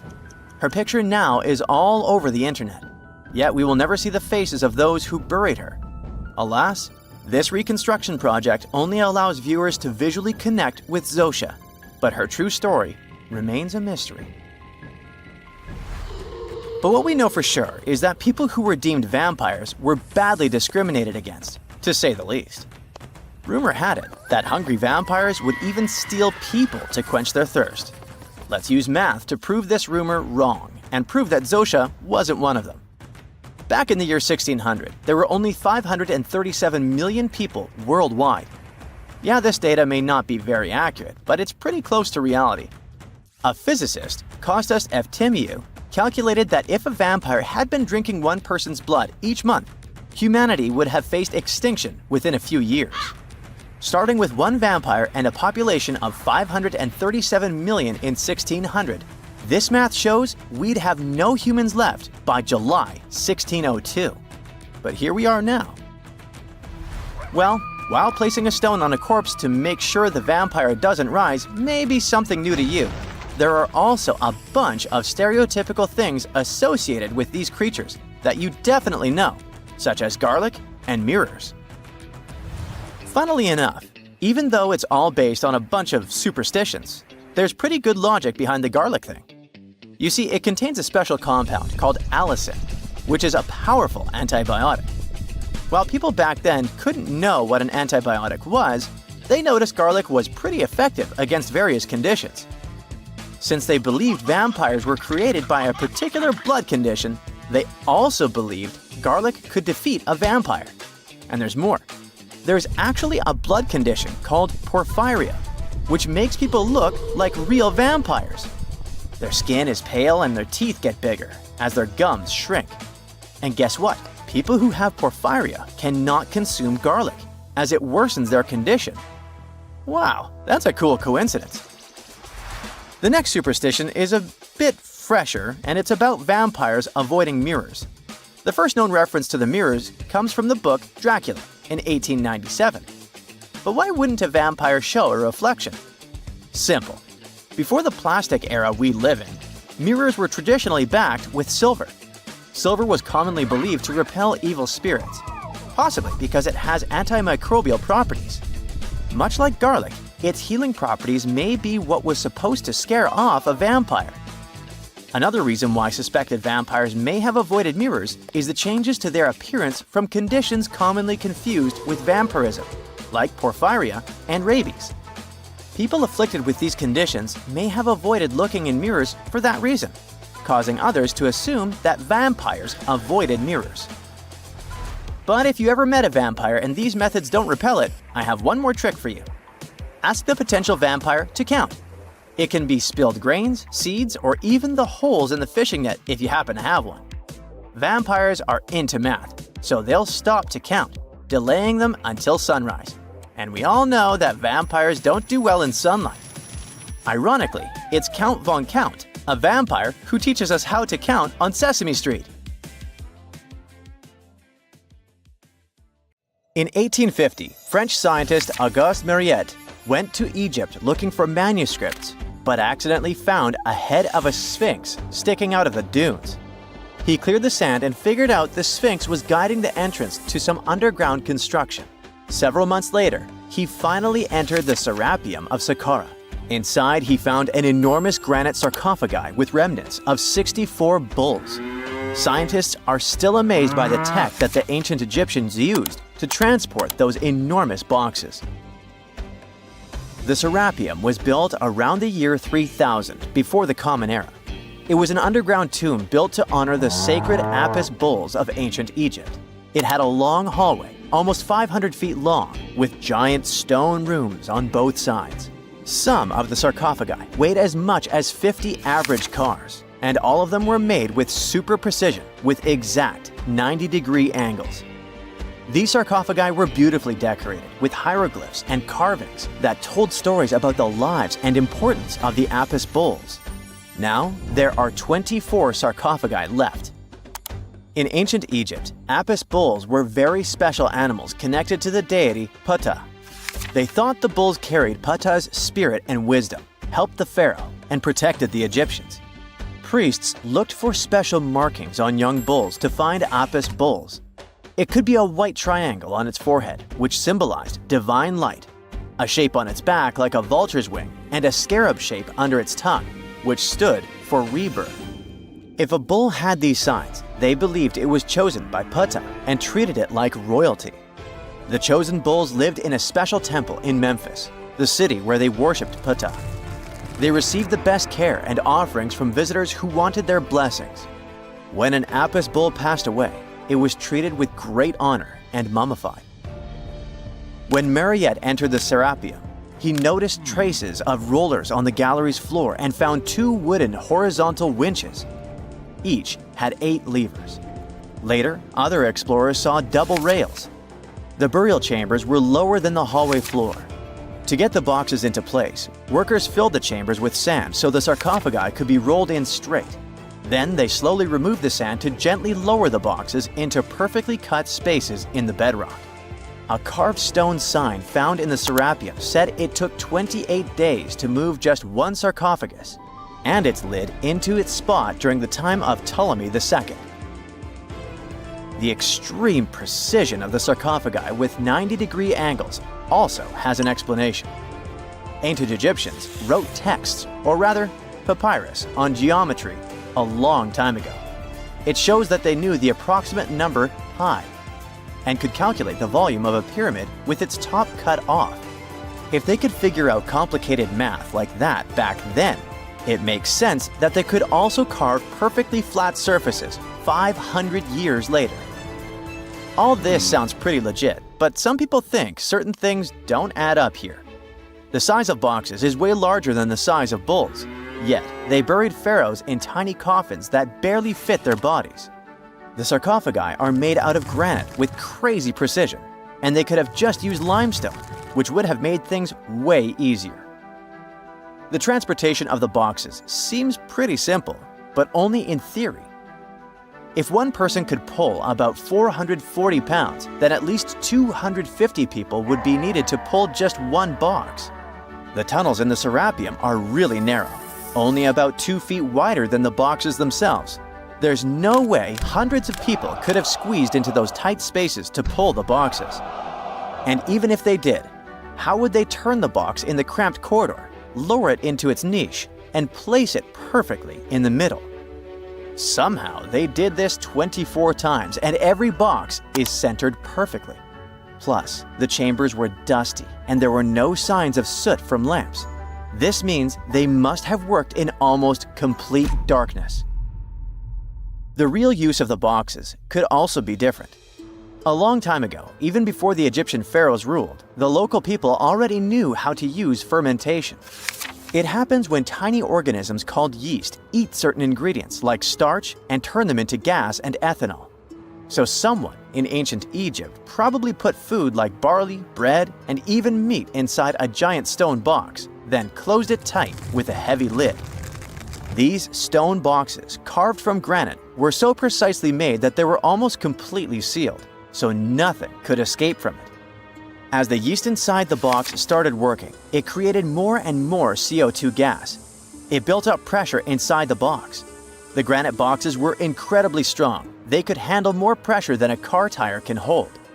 When granite was squeezed under such pressure, its crystals produced a tiny electric charge. This effect was possible because granite contains quartz, a material that reacts to pressure this way. The process also needed meat or animal parts, possibly to help the yeast grow better. Meat contains something called oleic acid, which yeast needs to keep growing and to survive the bad effects of the ethanol it produces. As the pressure inside the box kept growing, the combination of gases and electricity made these boxes not just ancient fridges, but powerful energy systems. Over time, the pressure inside got so strong that it could push the lid open and the gas would escape with a pop. But when people rediscovered the Serapeum in 1850, they found old drawings that showed piles of stones stacked on top of some of the box lids. So, someone long ago probably tried to make the lids even heavier by adding extra weight to make it harder for the gas pressure to push them open. This extra weight also meant the quartz crystals in the granite could keep creating more electricity under all that pressure. If someone opened one of these stone boxes thousands of years later, they would only find bones from bulls that were placed in the box. And that's exactly what Mariette discovered in the 1850s. They opened the Serapeum for visitors soon after the first excavations in the second half of the 19th century. Prince of Wales even had a luncheon with his guests in one of the sarcophagi.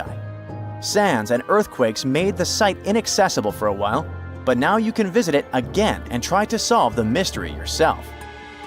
With new tech, we could have answers to many other historical mysteries soon.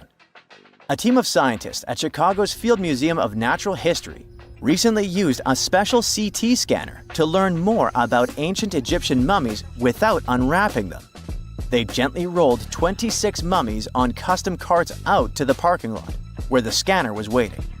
It took thousands of detailed X-ray pictures of each mummy and their coffins.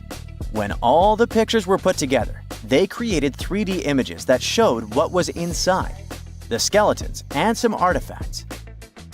The scientists hope these images will help them understand ancient Egyptian burial practices from over 3,000 years ago. Even though the scanning process only took 4 days, it might take 3 years to study all the data. But scientists were able to learn some personal details about the mummies. One of the most popular mummified individuals at the museum, Lady Chineta, was a woman who lived in ancient Egypt about 3,000 years ago.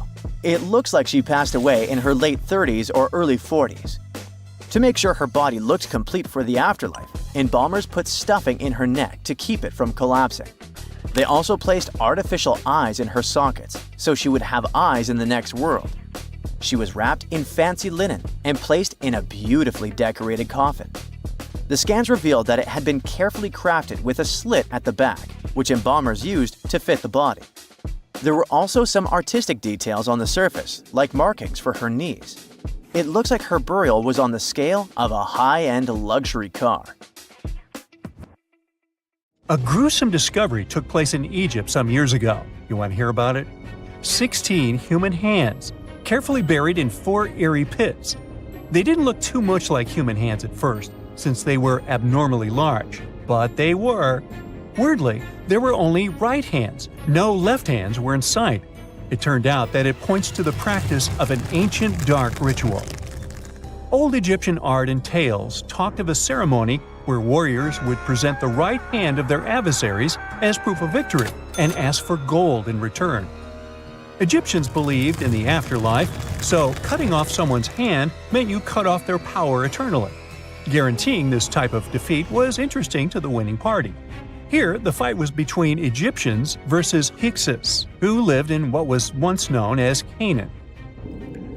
Egypt has always been the center of some history-changing findings, and some time ago, this papyrus was found. If we stretched it open, it would be just a tad bigger than the height of a skyscraper. The world's tiniest skyscraper, which is located in Wichita Falls, Texas. When humans didn't write on their Notes app, they wrote on this thing, made from the medulla of a papyrus plant. Around 2,000 years ago, ancient Egyptians wrote something reminiscent of a book where they describe most of their funerary traditions and their visions of the afterlife. It's considered one of the most important texts from ancient Egypt and is still sold in bookstores to this day. This ancient manuscript was unearthed from a chamber located just south of the Pyramid of Djoser, located in Saqqara. Oh yes, Djoser is the oldest pyramid in Egypt and not the Giza pyramids like most people think. So recently, the site of Saqqara buzzed with excited archaeologists who probably found one of Egypt's oldest complete mummies. They believe that this beautiful and well-preserved mummy was that of a wealthy man. He was discovered in a deep shaft, covered in layers of gold leaves. There are many symbols that show he was an important and wealthy man, like the band he wore on his head, the bracelet on his chest, and the fact that he was embalmed with a tunic, which was reserved for Egypt's finest. The most exciting part of the entire discovery was finding the resting place sealed with mortar, just as the ancient Egyptians had left it 4,300 years ago. Now this may sound weird, but back in 2008, archaeologists discovered a missing pyramid.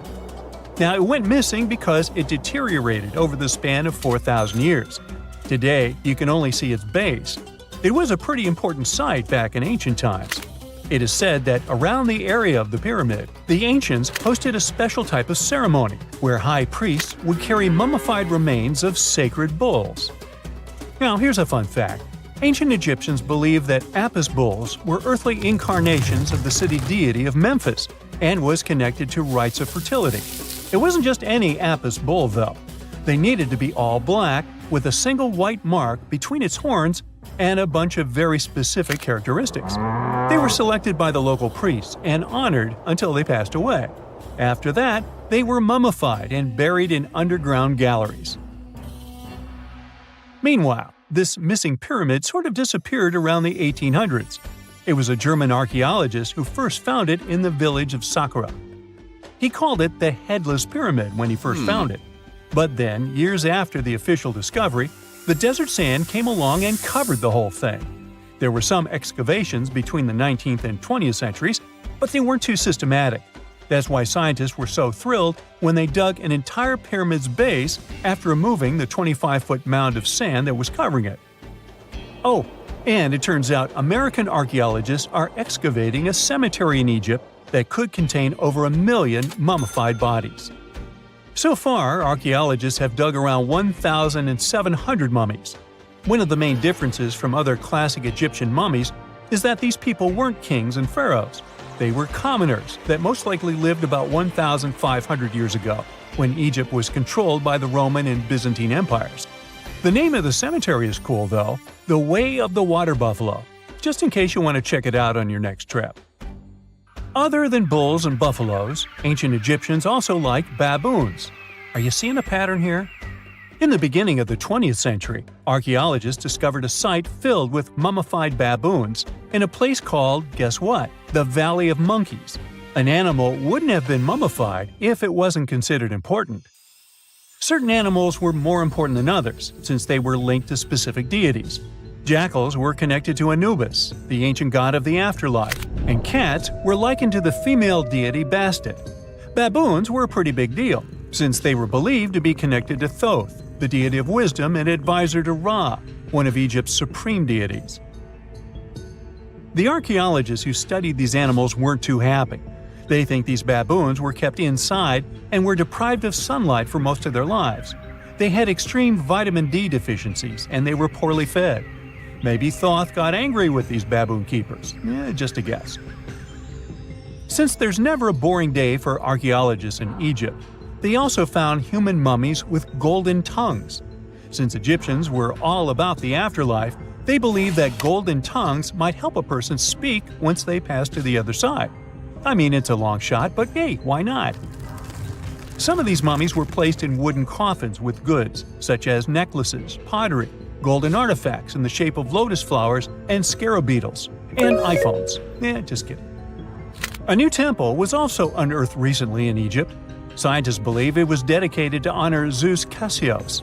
That deity would be a cross between Zeus, the almighty Greek deity of the sky, and Mount Cassios. While digging around the Sinai Peninsula in Egypt, archaeologists spotted 2 pink granite columns poking out of the ground, and bingo. They believe these columns represented the temple's front gate and collapsed during an earthquake many years ago. And speaking of deities, there weren't only super serious deities. Recently, scientists unearthed a golden ring in a city south of Cairo. No, Frodo, it's not magical. It was a normal gold ring, but it had the depiction of the deity of fun, officially named Bes. This deity is often described in sacred texts as a happy, chubby dwarf. Today, many tattoos we get are sorta deprived of any sense and are made of aesthetic purposes only. In ancient Egypt, though, women would get tattoos as a token of protection for childbirth. That's what scientists think, at least. Around the Nile region, scientists found some mummies that had well-preserved tattoos, which is a rarity since the skin deteriorates so easily. 2 of these women tattooed their lower backs, and the drawings were simple. They were mostly pictures, including that same chubby dwarf we just talked about, Bes. He also had a side hustle as the protector of women during childbirth. Now, would you believe me if I told you ancient Egyptians invented robots? No? Well, that's because that's not entirely true. Sure, they were astronomers, mathematicians, and engineers, and somehow they also squeezed an eccentric invention into that package. An automated deity some scientists called Hathor. This wooden statue had been in the Metropolitan Museum of Art for years before someone noticed its secret. With the help of an X-ray machine, specialists discovered a mechanical operating system inside it. The pulley-like axis goes from the statue's shoulder to her left leg. When the system rotates, the statue raises and lowers her hand. Hey, pick me! Pick me! I got my hand up here. It's dark, and it's hot, and it's difficult to breathe deep underground in Karowe Mine in the heart of Botswana. It's been countless hours since your shift started, and yet another rock in your hands doesn't look promising. On the other hand, there is a tiny chance that it's the largest diamond you've ever found. You decide to inform your Canadian bosses from Lucara Diamond Corp. And bingo!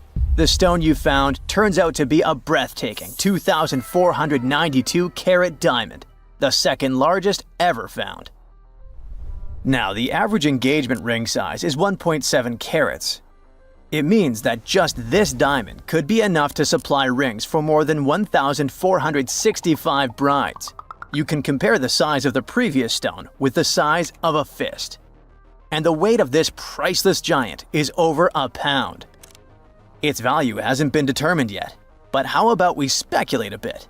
So, another diamond from the same mine, called the Constellation, was sold for $63 million in 2016.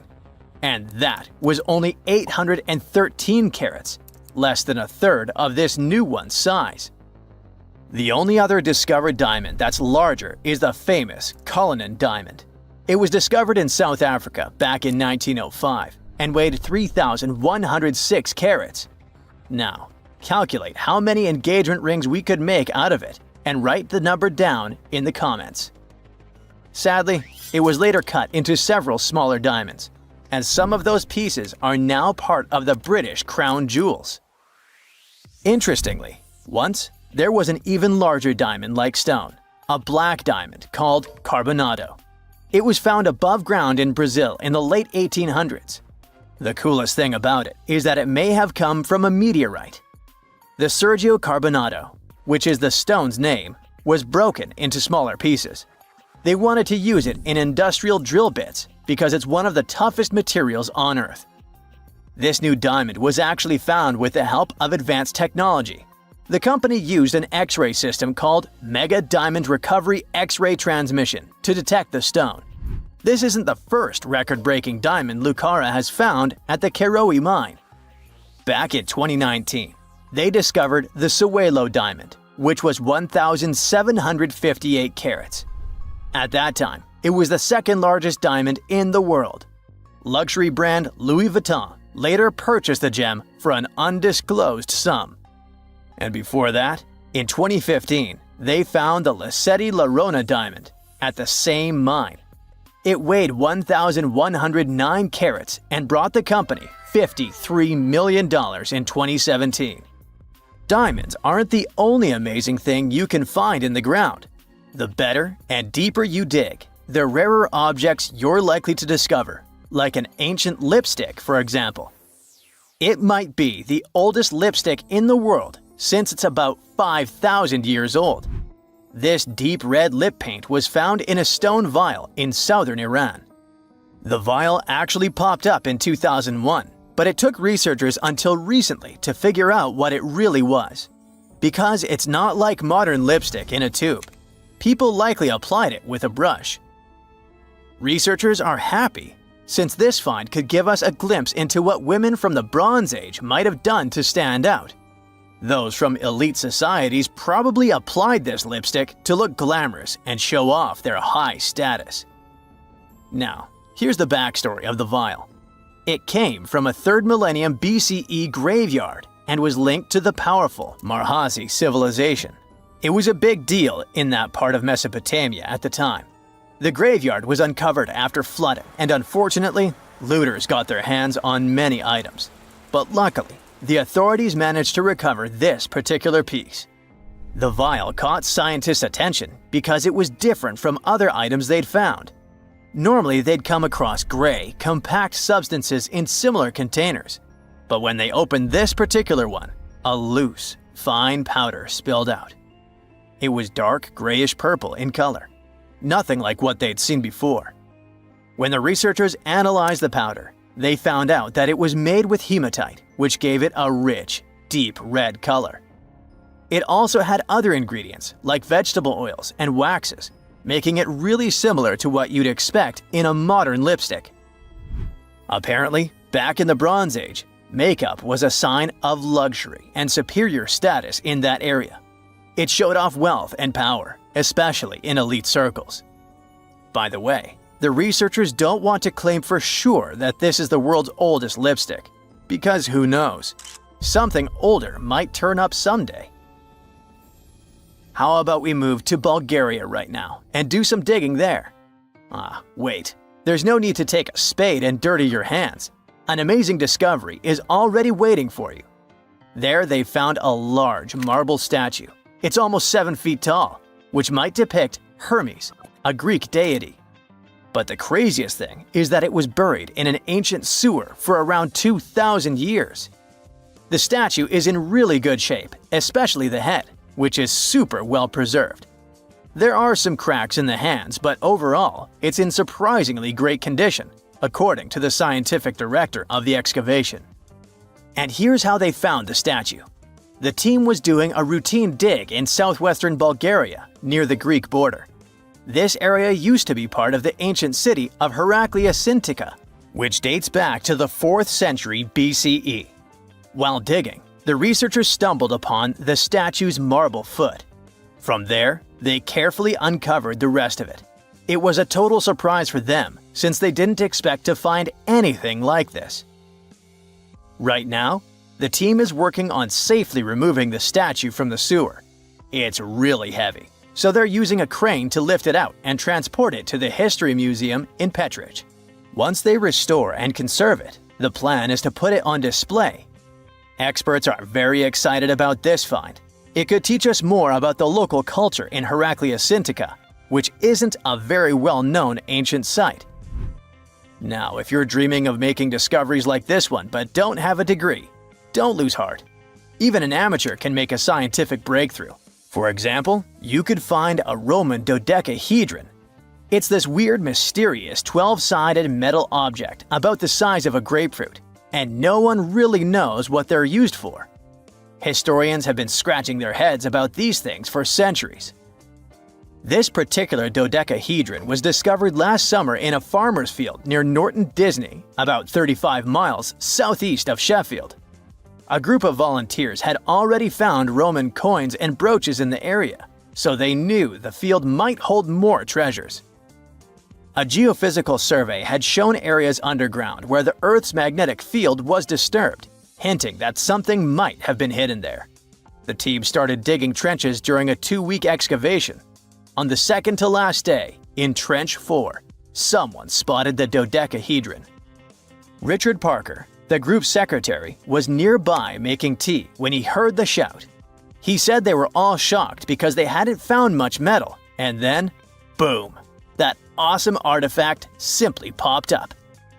The extra cool thing about that dodecahedron was that it was complete, which is rare.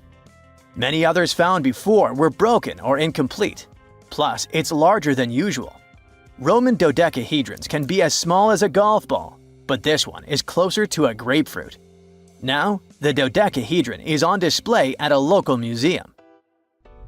So far, over 100 Roman dodecahedrons have been found in northwestern Europe, mostly in former Roman territories like the Gallo-Roman regions.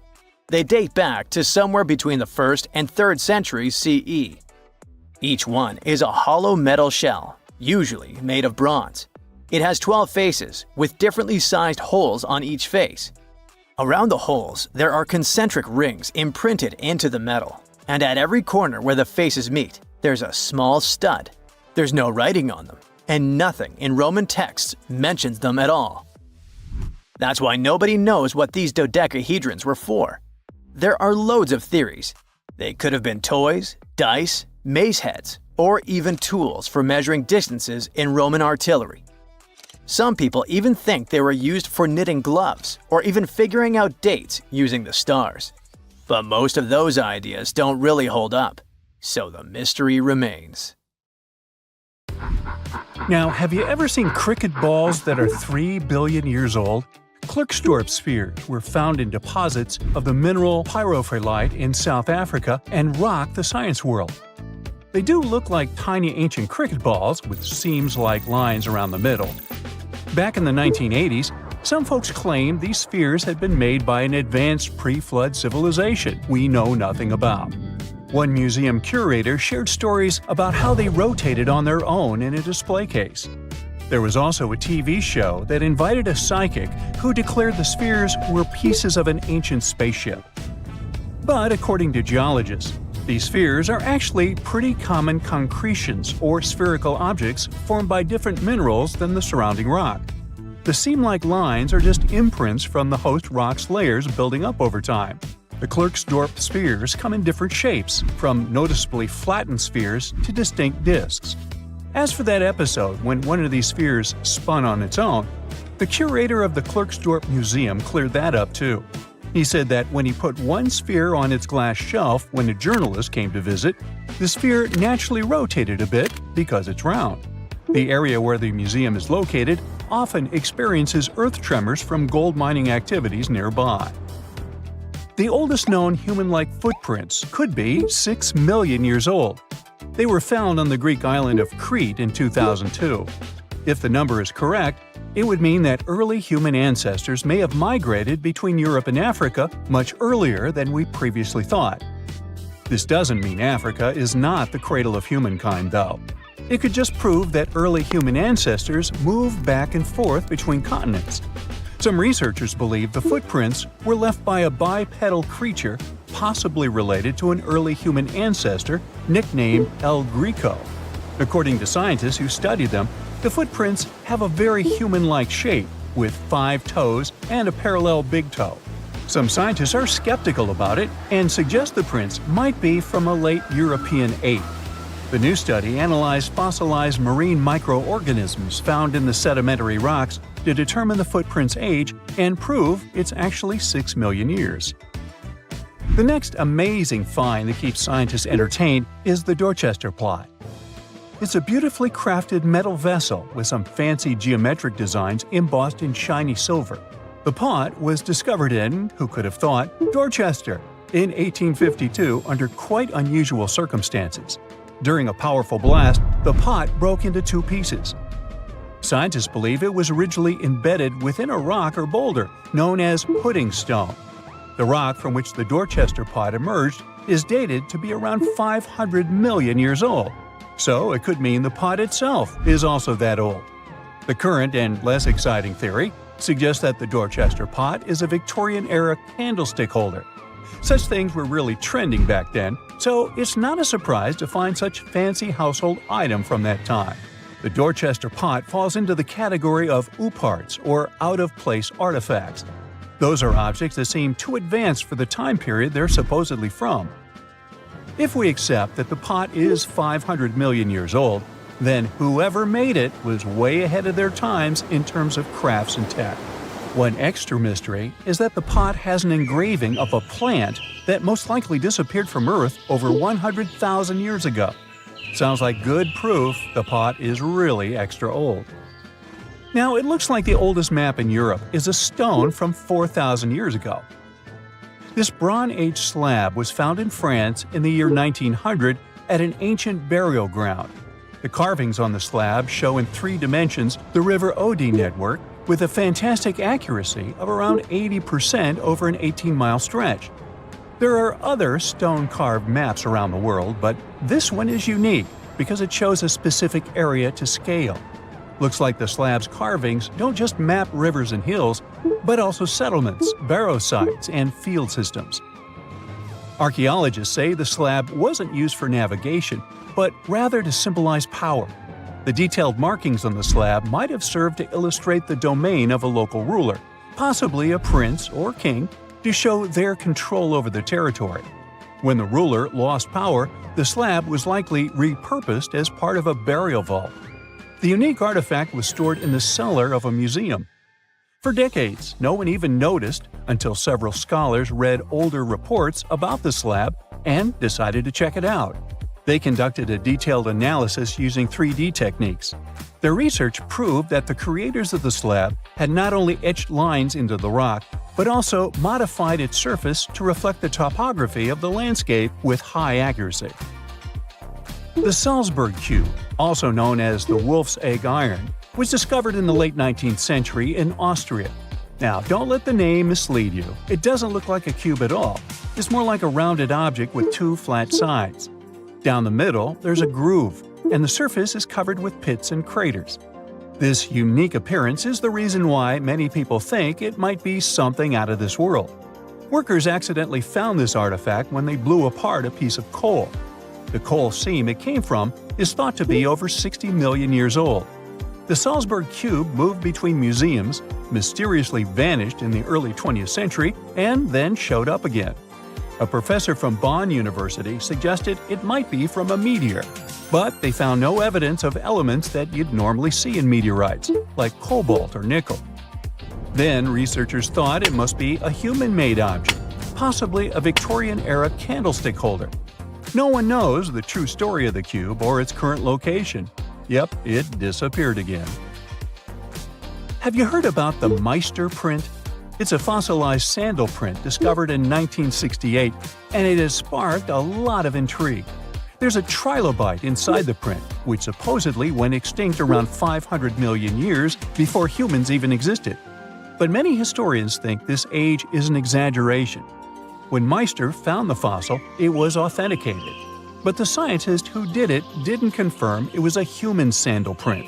He only agreed there was a trilobite there. When another scientist visited the site, he found a 6-inch impression he believed was from a child's moccasin. But the footwear seemed to be new.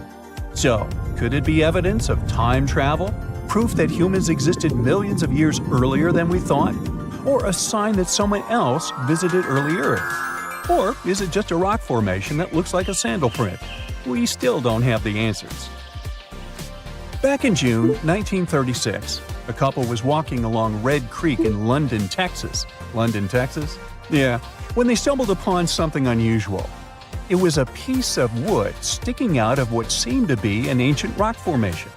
About 10 years later, their curious son decided to crack open the rock to see what was inside. And he saw a hammer, which looked surprisingly modern. Then, one unique finds enthusiast decided that the rock encasing the hammer was from the Cretaceous period. This would mean that someone dropped a 19th century hammer while dinosaurs like Triceratops were still roaming the earth. So, if this hammer was truly from the Cretaceous period, then the whole evolutionary theory would be wrong. And if the hammer was modern, it would mean the Cretaceous rock formation it came from was much younger than we thought. But the real answer was much simpler. The hammer was indeed modern, and geological processes had encased it in rock. Minerals can harden around an object in a relatively short time. So the hammer was probably dropped by a miner a century or so ago, and the rock formed around it afterwards. And no, it wasn't a Victorian-era candlestick holder either. Welcome to Rapa Nui, better known as Easter Island. It's a tiny speck in the vast Pacific Ocean, 2,200 miles away from the coast of Chile. This island is most famous for its eerie moai statues. This place is also home to one of the most mysterious writing systems in the world, called Ronga Ronga. We found it on 27 small wooden tablets. For years, historians have been arguing about the true history of these tablets, and now we might have found the truth. Humans first set foot on this island in the 12th century. For many years, it was home to the Rapa Nui people. They were pretty isolated out there in the Pacific Ocean until Europeans arrived in the 1720s. Europeans brought with them lots of troubles, leaving only a small fraction of the native population alive. Later in the 19th century, a missionary, Eugene Iro, went to the island and discovered the wooden tablets with intricate symbols carved on them. He wrote how marvelous they are, but there are hundreds of them on the island, and that they can be found in every household. But unfortunately, not all of them survive to this day. We've only got 27 of them. Some of them were heavily weathered, burned, or otherwise damaged, and now they're scattered all over the world in museums and private collections. Some of the language's artifacts were carted off to Tahiti and then to Europe by Europeans, leaving none behind on Easter Island itself. The 4 sacred tablets found their home in a congregation in Rome. They were the ones used in the recent discovery. For years, historians have been arguing whether this writing system was made up by the islanders themselves or they borrowed it from Europeans. To find the truth, they decided to use a technique called radiocarbon dating. All organic materials, like wood, charcoal, and so on, contain a tiny amount of a radioactive form of carbon called carbon-14. When life comes to an end, things stop taking in carbon-14, and the amount they had starts to decay over time. By measuring how much carbon-14 is left in a sample, we can assume how old this sample is. This is how we learn the age of many fossils and artifacts.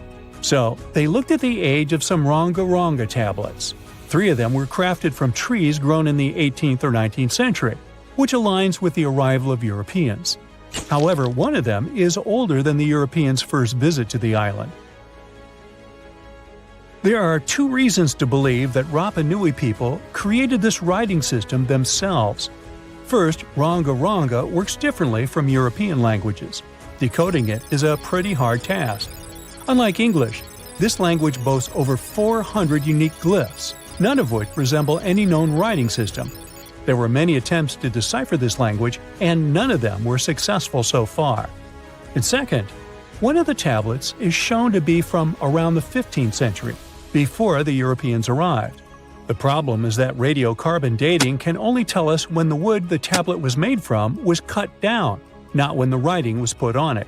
And since we've only got one tablet to go by, this isn't enough to be completely sure. On the other hand, why and where would they preserve cut wood for over 200 years just to grab it and write something on it one day? But anthropologists and historians say that it's possible. Scarce wood resources might have led the islanders to reuse old driftwood, which could be centuries older than the writing itself. This is known as the old wood problem in archaeology. Plus, the tablet looks very preserved.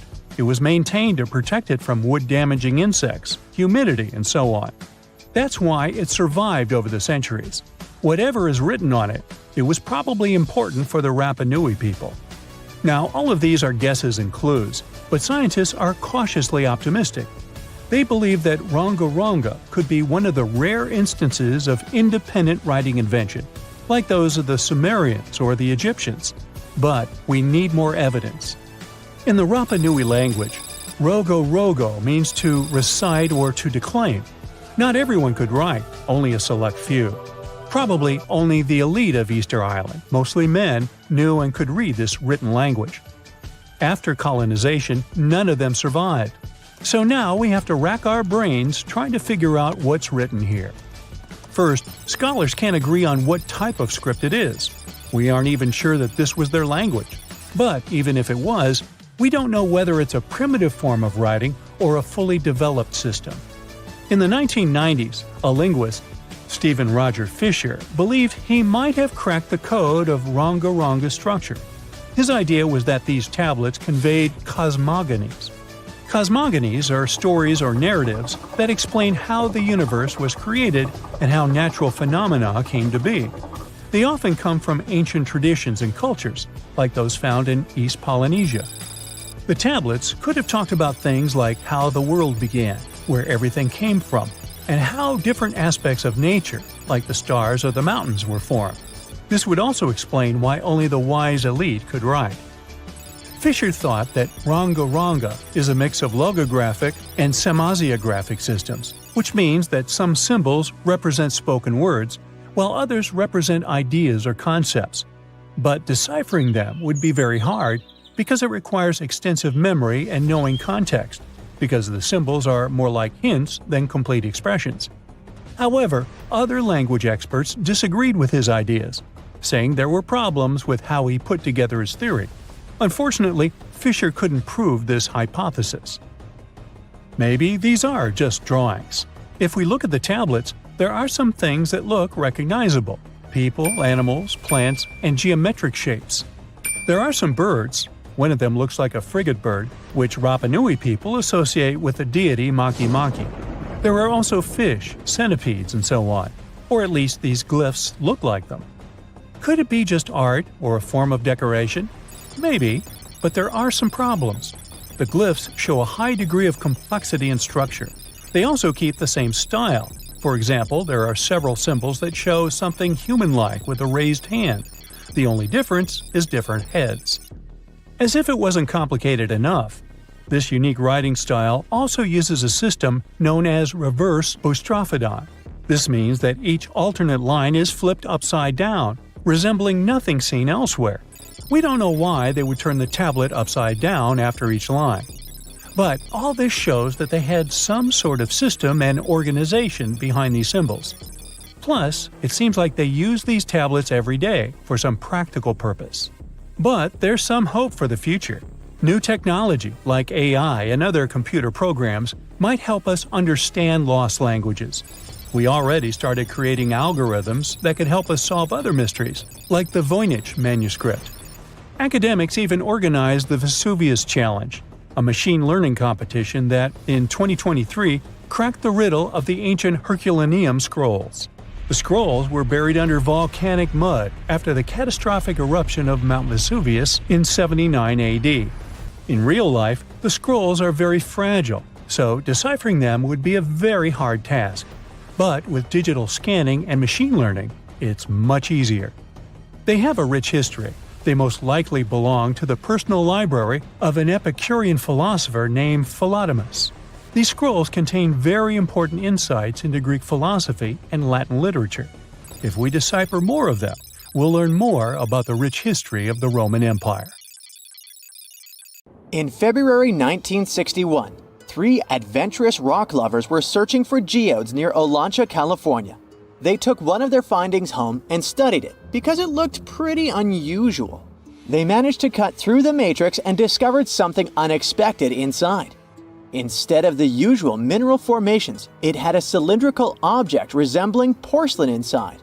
There was a metal shaft at its center, and around it, a hexagonal sheath made of copper and some unidentified substance. Its discoverers were hoping they had found an example of some unknown technology from 500,000 years ago. It could be proof that there was a hyper-advanced ancient civilization like Atlantis, or that time travel was real. Maybe someone came all the way from the future and accidentally dropped the item. Or maybe some intelligent extraterrestrial beings brought it when visiting Earth. If any of these theories were true, it would mean that scientists have to completely rewrite all human history as we know it. But not everyone shared the excitement, and truth seekers and alternative archaeology circles were trying to solve the mystery of the so-called Koso artifact until the late 90s with theories and debates. Then a group of skeptics took images and x-rays of the discovery and showed them to spark plug collectors.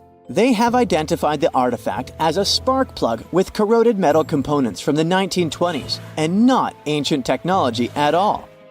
Almost 20 years later, one of the co-discoverers of the artifact agreed to take it for inspection at the University of Washington. They officially confirmed it was a 1920s-era champion spark plug. And the stone matrix containing the artifact wasn't a geode, but a concretion. Those can form because of natural processes over decades or years, but not millennia. The Koso artifact is a good example of an out-of-place artifact, which is a thing in pseudo-archaeology. It's something found in a place or time where it shouldn't logically be. These artifacts seem too advanced for the time period they're found in. They could also mean human activity existed when humans weren't supposed to be around. The Baghdad Battery is another example of such an artifact. It was found in the 1930s by a German archaeologist and consists of a clay jar, a copper cylinder, and an iron rod going through the jar's stopper. Its top, which was broken off, probably had been sealed with asphalt. Its discoverer noticed that it had two different metals and possibly an electrolyte, which are key components of a battery. There are no ancient writings to support this theory, but when scientists ran tests and filled it with an ionic solution like vinegar or wine, it showed that it could conduct electricity. If it really was a battery from 2,000 years ago, it might have been used in ancient medical practices, or even embedded in statues to make it look like they were buzzing to impress people. Kionich, who found it, believed it was used for electroplating, a process for coating metals. Even if it was used as a battery, the Baghdad artifact could only produce a small amount of energy, around 1 volt of electricity. So, some people believe it was used as a storage container for sacred scrolls. Back in the 1930s, a couple stumbled upon something strange while walking along Red Creek in London, Texas. It was a piece of wood sticking out of what looked like an ancient rock formation. Around a decade later, their son, who was really curious to find out its secret, decided to crack open the rock and found a surprisingly modern hammer inside. This discovery caught the attention of Carl Baugh, a young Earth creationist who claimed the rock surrounding the hammer dated back to the Cretaceous period. He saw it as evidence against evolutionary theory. After some investigation, scientists proved that the rock was not as ancient as it seemed. Geological processes have just encased the modern hammer over time, so it wasn't evidence of humans coexisting with dinosaurs like the Flintstones, as some hoped. It was just a case of a miner dropping his hammer centuries ago and nature doing its thing. A Chinese archaeologist supposedly stumbled upon some caves that seemed to serve as a burial ground for small beings with big, oval heads. Alongside these remains, there was rock art depicting figures with round helmets, the sun, the moon, the earth, and stars connected by groups of pea-sized dots. They also found over 700 mysterious stone discs etched with spiral grooves. Things got even weirder when these discs were sent to a Chinese professor who claimed the grooves were actually written characters. According to his translation, the discs told the tale of Dropa visitors from another planet who had crashed their spaceship on Earth about 12,000 years ago and had tried to live among us until they were hunted down by locals. But there's no concrete evidence that any of this actually happened. The story was first published back in the 1960s in a couple of articles, but it all seemed a bit fishy. None of the people involved, the archaeologist, the professor, or even the university they supposedly worked at, seemed to have left any trace in the records. And while there is a group in Tibet called the Dropka, they're fully human, not extraterrestrial visitors, and there's no solid proof that the Dropa stones exist at all. In a remote part of China, there are some bizarre pipe-like formations known as the Beigan pipes. A local explorer found them back in 1996, protruding from Mount Beigan and along the shores of Tosan Lake nearby. Some people thought they were the work of ancient guests from other planets. When samples of the pipe material were tested, they contained mostly common minerals, but there was a mysterious 8% of unknown stuff. Special testing revealed that these pipes had been there before humans. Chinese geologists later visited the site and suggested that these pipes were formed naturally over time. It could be sediment piling up in the fissures in the earth, or even fossilized tree roots from the area's lush past, but it's not certain. There's a mysterious terracotta head in Mexico with a hard-to-pronounce name, discovered back in the 1930s during a burial excavation. This head looked a lot like fancy Roman statues, so it wasn't clear what it was doing in Mexico. For some reason, the discoverer kept it secret for several decades. The head was found in a pyramid with 3 floors about 40 miles from Mexico City, alongside gold, copper, and pottery. Some argue that if this head really is many centuries old, it could mean the Romans or some other civilization had made it to Mesoamerica before Columbus did. There are also drift voyage theories mentioning a shipwreck after which some artifacts and survivors made it ashore. Some suggest that this figurine head was a little souvenir brought over by the Vikings. But there's no solid archaeological proof of the Vikings meeting the folks in Mesoamerica. There are some artifacts floating around, but none of them have been stamped as undeniable evidence of pre-Columbian contact, so the mystery of how this head ended up where it did remains unsolved. While digging a trench along a river in Romania, workers found a wedge, which is now famous as the aluminum wedge of Ajud, or the object of Ajud. Right next to it, there were some mastodon bones. Those distant relatives of elephants lived 11,000 years ago, so the wedge is probably of the same age. The cool part is that it's made of aluminum, a metal not even discovered until the 1800s. This material requires serious heat to produce. The wedge is also covered in a thick layer of oxide that's been sitting there for hundreds of years. Some folks believe this wedge must have crash-landed here on a spacecraft from some other planet. Some scientists think it's all a hoax, and others suppose it might be a human-made object with an unknown purpose. There are entire communities of unusual tiny organisms that live in lagoons in Patagonia, and they are some of the first forms of life ever. No one had known about them until 2 scientists, Brian and Maria, went to explore certain areas in Patagonia. Now, Patagonia occupies nearly half of Argentina, and few people live there. Only some farmers and sheep ranchers that mostly stay near rivers and grow things such as apples, pears, and alfalfa. A long time ago, it was a wild and distant place where Indian tribes lived. But this time, we're going to follow the tracks of life forms that appeared long before humans and look closer at these interesting microorganisms Brian and Maria found. Those 2 had to drive for 9 hours on some rough roads to reach their destination. They stayed in a small village. Only 35 people live there. These people depend on just one spring because it almost never rains there. On the last night in the village, Brian realized that satellite images he had taken had shown a set of lagoons that were only 10 miles away. The next day, the small team jumped into a car and went up the road as far as they could until it became too difficult to drive. They continued hiking the rest of the way. It was hard because they had to carry water to deal with the intense sunlight. In some spots, they ended up sinking up to their knees in a slush made of salt.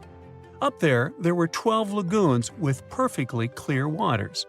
The place itself didn't offer much except for very acidic and salty water and intense direct sunlight. But it was kinda like traveling back in time, because those conditions were like what Earth looked like many, many years ago. When Brian examined the lagoons, he was surprised to see many unusual microorganisms there. We call them stromatolites, and they're so small we can't even see them without a microscope. But they get together and form large communities. In the past, many unusual species lived this way. For example, cyanobacteria. They were important back in their time because they produced oxygen. Earth, in its initial stages, didn't have much of this gas in its atmosphere. The first stromatolites might have been formed by diverse types of bacteria that didn't necessarily produce any oxygen, but were just living their peaceful life there. They formed layers, piling on top of one another, so that at least some of them could get a bit of sunlight. They used sand and sticky liquids to stay close together. Brian was also incredibly surprised because those were the biggest living stromatolites he had ever seen. Living stromatolites usually grow to be over 3.3 feet high. But the newly found ones were 15 feet wide and a few feet tall, which is giant compared to those living in other places. And fossilized ones were even larger. A long time ago, they could grow bigger than today because there weren't many other species that could eat or harm them. Also, there are many other organisms today that can grow faster and more massive than them and take up their space. That's why stromatolites can only survive in rare places where hardly anything else can live, like in these very salty lagoons located high above sea level in Punta de Atacama. The stromatolites found there are the most famous ones because they might be some of the best examples of the earliest life on our planet. But they're not actually the first form of life on Earth. The oldest of their fossils are 3.5 billion years old, while some other evidence we have tells us that life on our planet appeared around 4.1 billion years ago. Maybe some stromatolites lived back then as well. But Earth has changed a lot since then, and the places where they might have lived haven't survived. Now, all this may not seem like a lot at first glance, because no one has found an exotic and weird beast our world has never seen. But these are notable examples of what searching for life somewhere else in the universe might look like. Scientists who are interested in studying Mars often come to this place, since it might be similar to what the red planet looked like an exceptionally long time ago. If there were fossils hidden in the ancient rocks on Mars, they might look like these stromatolites. Another faraway land has revealed some of its secrets. It's Antarctica, with an ancient lost world found under its ice. Antarctica hasn't always been this frosty, isolated land of snow and ice sheets. Once it used to be part of the Gondwana supercontinent, together with what is now South America, Africa, Australia, the Arabian Peninsula, and the Indian subcontinent. But at some point, it split off and went to build a life on its own. It formed as other landmasses started to move away, which created its coastline. But Antarctica was different in many other ways back then too. It used to be a land covered in magnificent forests and rivers full of life. Scientists use radar and satellites to explore a mysterious world hidden under the ice there. This ancient land, which is close to the Indian Ocean, is as big as the U.S. state of Maryland or Belgium. It's more than 14 million years old. Some studies say that this area formed over 34 million years ago, which was way before Antarctica got into its deep freeze. At first, temperatures there were higher, possibly like the weather in Patagonia or the cold, temperate rainforests of Tasmania, New Zealand, or maybe even more tropical than that. But as the climate became cooler, small glaciers started forming on hills close to the rivers. Valleys sunk deeper because of all that ice covering them. And then, temperatures dropped even lower, and a giant layer of ice covered the entire continent, hiding those old glaciers. Rivers shaped this lost world a long time ago, way before it ended up covered in ice that's almost 2 miles thick in some spots. Scientific studies of this area showed that those landscapes had been full of highlands and mountains. The ice that formed over Antarctica made the whole area very cold, so the landscape couldn't erode anymore. This means everything has remained basically the same and untouched under the ice for millions and millions of years. What's interesting is that we know less about this land hidden under the ice than about the surface of Mars. One way to explore it would be to drill through these ice sheets to check for samples of sediments below. They could tell us more about the ancient flora and fauna frozen underneath. It's not a new method. A similar method was used to collect 2-million-year-old samples in Greenland. Australia has a secret world too. Ancient organisms were found hidden in rocks in the northern parts of the continent that are about 1.6 billion years old. These microscopic things are part of a family called eukaryotes. The members of this family that exist today include plants, fungi, animals, and even those tiny organisms with just one cell, such as amoeba. All living things with nuclei in their cells, including us, can trace their family tree back to one of the oldest members of this family. That one is called the last eukaryotic common ancestor, and it lived more than 1.2 billion years ago.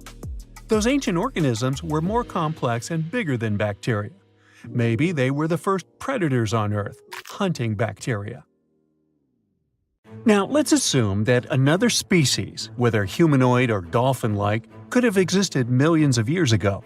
How do we find their traces? There was a Doctor Who episode about a non-human industrial civilization on Earth that existed long before us. These reptiles, called Silurians, were forced deep underground by a catastrophic rise of temperatures on Earth, and there they thrived for centuries. That inspired scientists to create the so-called Silurian hypothesis.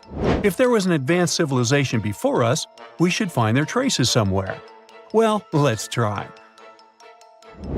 Climatologist Gavin Schmidt and astrophysicist Adam Frank decided to dive into this themselves. Like us, any technologically advanced civilization would be hungry for energy, so they looked for global effects that would leave a widespread mark. For example, hints of large-scale industrial processes, like plants and factories, and their leftovers. Then comes the question of how long these civilizations would last. If they existed for a long time, we should look for long-lasting signs, like residues from burning fossil fuels, mass extinctions, synthetic chemicals not found in nature, and even traces of nuclear fission. Basically, we should search for the same kinds of things that humans are currently leaving behind as evidence of our activities. Unfortunately, this evidence isn't that easy to find. Let's imagine an unsettling scenario if humanity suddenly disappeared. Even though it seems like we've left a lot of changes on our planet, the future civilization millions of years from now would struggle to find any remnants of our existence. Why? Well, our planet has existed for 4.5 billion years. Complex life on Earth has existed for more than 400 million years. Compared to that, our industrial period only lasted around 300 years, and we haven't left any significant traces. Our record of Earth's history is full of gaps, especially the further back you look. The fossil record captures only some things, being very selective and incomplete. On average, one fossil emerges every 10,000 years, and dinosaur footprints are even rarer. Mountains rise, oceans change, and plate tectonics can easily wipe out evidence of entire civilizations. After a couple of million years, chances are any physical signs of a civilization would disappear. In order to find at least something, we have to look for things like odd sediment patterns or unusual isotopic ratios. Also, fossils mostly form in water, leaving us in the dark about creatures on land or in the jungles. So even if there was a technologically advanced society millions of years in the past, and even if they were far more advanced than us, we might struggle to find any clues of its existence. Frank and Schmidt try to understand how we could ever hope to spot signs of them. Discovering actual cities would be the ultimate proof of a Silurian-style civilization on Earth. But Adam Frank isn't too optimistic. Even now, our cities cover less than 3% of the surface, making it easy to miss ancient city ruins. Whether a city survives over tens of millions of years depends on whether the land around it is sinking, getting locked into a rock, or rising, getting worn away by rain and wind. So places like the French Quarter in New Orleans might have a better shot of making it into the geologic record than, say, Haight-Ashbury in San Francisco. When it comes to finding artifacts, the odds are pretty slim as well. No prehistoric iPhone would survive millions of years, fancy glass or not. Finding their fossilized remnants might be a bit more promising, but it's still tricky. Considering modern humans have only been around for about 100,000 years, it's quite possible that we might overlook any traces of an earlier advanced species. There is one thing, though. We could stumble upon their traces in rocks. Our current chaotic era might leave a distinct mark on the Earth's geological history, especially since we're basically experiencing PTM 2.0. I'll get to that in a moment. So they try to look at the changes in the carbon cycle. Humans have been releasing a lot of fossil carbon since the 18th century.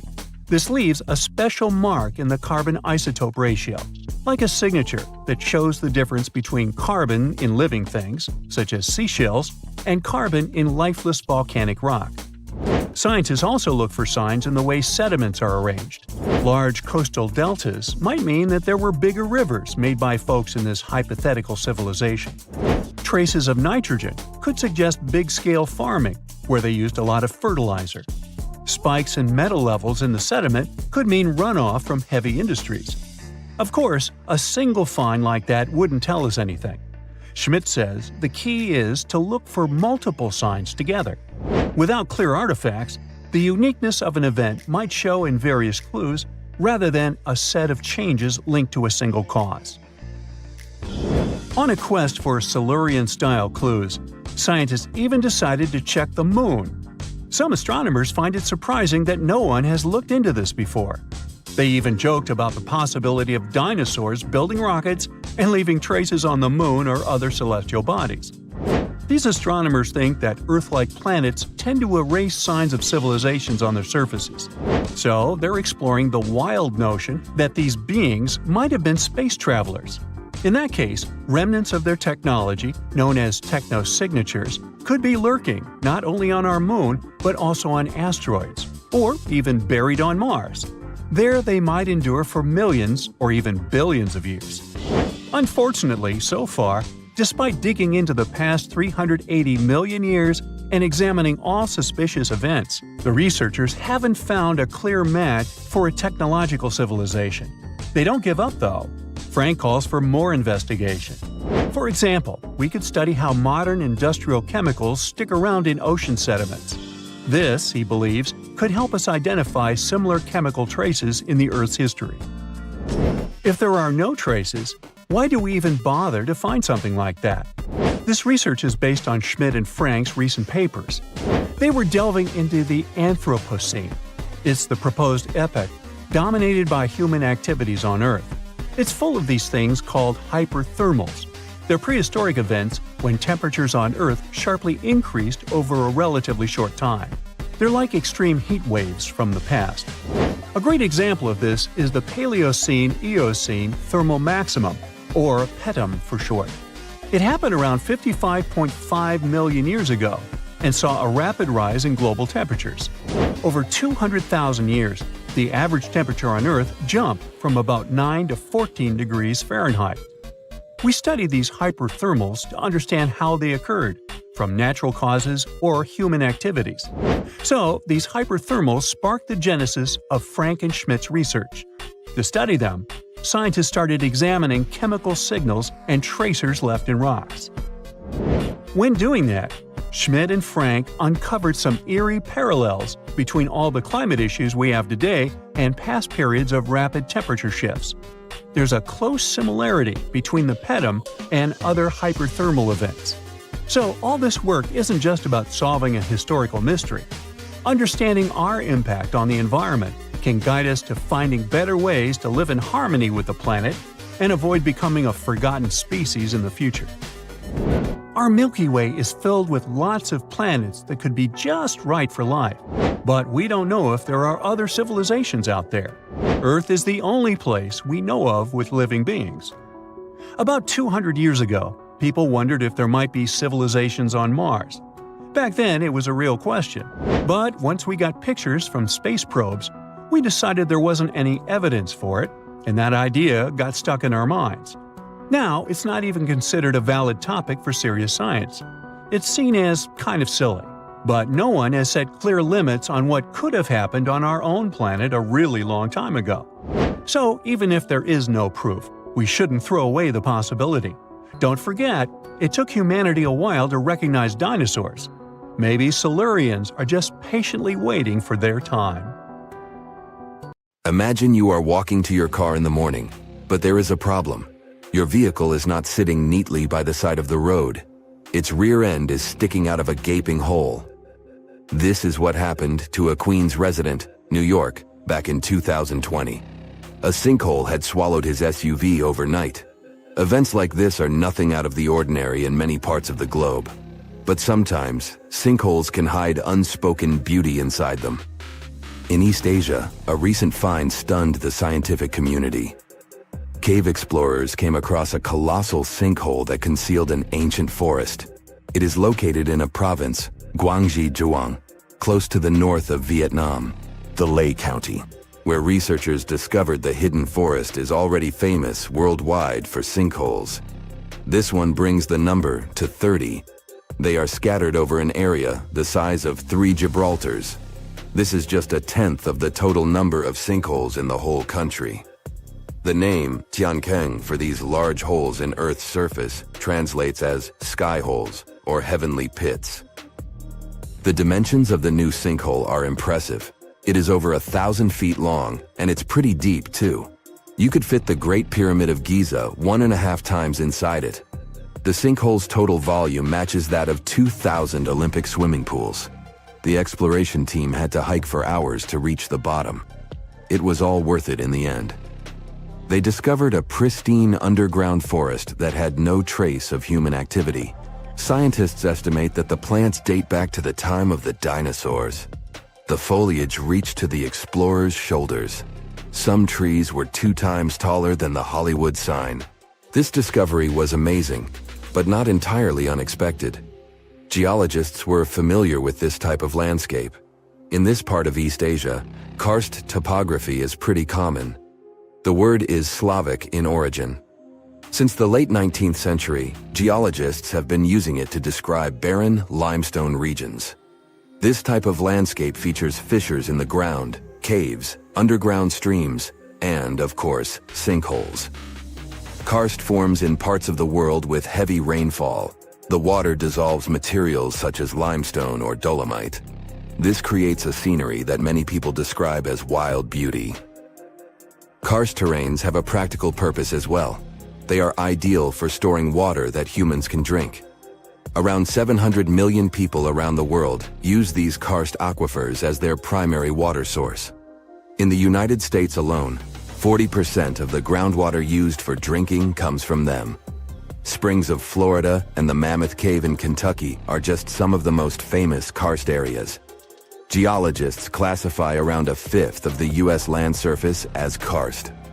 This type of terrain exists on other continents as well, in the Caribbean, Europe, Australia, and Asia. Due to local differences in climate and geology, karst doesn't appear the same everywhere. In the Spanish province of Malaga, the landscape consists of barren rock. This is what the karst regions of Italy, Slovenia, and Montenegro also look like. In East Asia, the landscape over the karst is green. This is because of the humid tropical climate. Sinkholes and cave entrances are usually hidden behind lush vegetation. The region's unique appearance got it inscribed on the UNESCO's World Heritage List in 2007. The world's second most populous country is home to 2/3 of the planet's natural occurring sinkholes, Tiankengs. They start to form when rainwater seeps into cracks in the limestone. Over time, the gaps widen as more and more material is washed away. At one point, the ground above the limestone becomes unstable. The end result is the collapse of the surface layer. This happens suddenly and without prior warning signs. Once a hole forms in the ground, water starts filling it up. Another way for a sinkhole to form is the existence of an underground cave. Its roof can collapse. The shape of such sinkholes resembles a funnel. It is wider at the opening on the top and narrower near the bottom of the pool. The most famous of these sinkholes are cenotes. They occur naturally on the Yucatan Peninsula in Mexico. The region is home to more than 2,000 cenotes. They are all former caves whose roofs had collapsed at some point in time, and they are filled with fresh water. The local people have been using them as water sources for thousands of years. The ancient Mayas gave them mystical symbolism. For them, the cenotes were passageways to the other world. In reality, they are just a feature of karst terrain. Sinkholes that form in regions with abundant rainfall and limestone beneath the surface soil. The depth of a sinkhole can vary significantly. The smallest are barely 3 feet deep. When it fills up with water, it turns into a pond. A large lake can form in the place of a large sinkhole. One example is the Red Lake in Croatia. The most impressive thing about it are the steep cliffs that rise above the lake. They are nearly 800 feet tall. The world's biggest and deepest sinkhole, Zhaoshai Tiankeng, lies in the vicinity of the Yangtze River. The outside world discovered it only in 1994. The hole is so deep that you could stack up 7 statues of liberty inside it. During the rainy season, a waterfall cascades from the pit's mouth into a cave system at the bottom. But not all sinkholes fill up with water. This was the case with the newly discovered giant sinkhole in Asia. It developed its own ecosystem. The high humidity and low temperature inside it were perfect for plant life to thrive. The very bottom of the hole is connected to an underground water flow. Scientists discovered 72 species of rare wild plants in the area. They are in danger of disappearing on the surface, but inside the sinkhole, they have found the perfect conditions for growth. The enormous opening in the ground is essentially a wildlife refuge. This was confirmed in 2021. That's when biologists discovered 2 species in the Yunnan province that they previously thought had gone extinct. Who knows what other animal and plant species are still hiding in there? Exploring these underground cave systems can be quite dangerous. They are often home to venomous snakes and mosquitoes. Even descending into a sinkhole is perilous. The cliffs are steep and stones are often very sharp. That's why the exploration of sinkholes in Asia is going slower than research would like. The sinkholes I've mentioned so far have all formed naturally. Erosion is the main process behind their creation. But the ground can also open because of human activity. Everything from a construction site to a leaking sewer pipe can cause the earth to give way. Sinkholes in urban areas pose a risk to infrastructure. One of the most famous examples of this happened in Japan in 2016. A busy street in downtown Fukuoka collapsed near the main train station. The sinkhole severed power lines and pipes that lay underground. Luckily, no one was injured. The diligent Japanese engineers repaired the damaged road section in just 48 hours. The biggest issue with sinkholes is that you never know when and where they are going to open. The best tool that geologists have for detecting underground cavities is ground-penetrating radar, GPR. It resembles a land mower. The operator goes up and down a troubled area to scan the ground underneath. The radar sends out impulses that detect any contrast between different materials. It feeds back this info in the form of a 2D or a 3D image. Once engineers detect a potential sinkhole, they use different techniques to stabilize the ground above it. The simplest method is called grouting. It involves filling the hole so it won't collapse. The most common materials are polyurethane foam and cement. The alternative is to lift a structure above the sinkhole. This technique is called underpinning. Workers drive steel rods into the load-bearing deeper layer of soil. This is the same construction method engineers use to erect stilt houses above the waterline. Have you heard of Göbekli Tepe? It's an ancient site in Turkey that literally made historians rewrite history books. Over 11,000 years ago, a group of prehistoric humans crafted an enigmatic masterpiece that's even older than Stonehenge.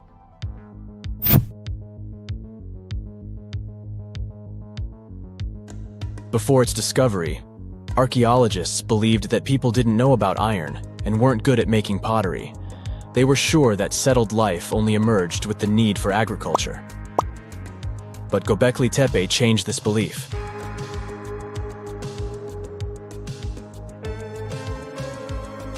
The place has revealed that it was the temple that paved the way for a settled life, not agriculture.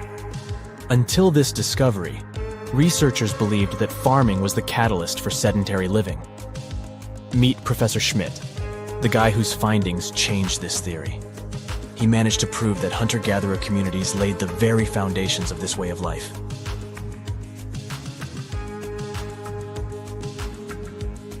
Back in the 1960s, other archaeologists visited the area, but they totally missed the mark.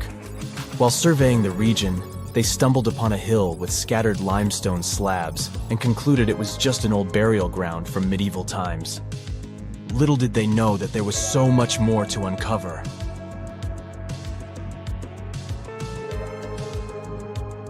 In 1994, Schmidt embarked on his own survey of prehistoric sites in the area. Surprise! he instantly realized he had discovered something truly extraordinary. Unlike the nearby flat and barren plateaus, Göbekli Tepe had a gently rounded top, rising 50 feet above the surrounding landscape. Funny enough, the translation of this place's name is Potbelly Hill. Schmidt was sure only humans could have made something like this.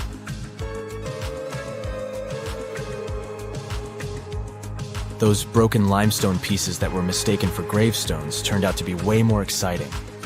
It was like stumbling upon a hidden treasure. The pieces took on a whole new meaning, and Schmidt with his team was about to dive into the secrets waiting beneath the surface. To their surprise, they found no traces of a settlement. No hearths for cooking, no houses, and none of those adorable clay figurines commonly found in nearby sites of similar age. However, they uncovered that those ancient people used tools like stone hammers. So, Schmidt and his team put their heads together and took a wild guess at the age of Göbekli Tepe's stone structures. Their estimation got backed up by some limited carbon dating done right at the site. The ancient vibes of this place were finally starting to make sense. It was like a puzzle slowly coming together.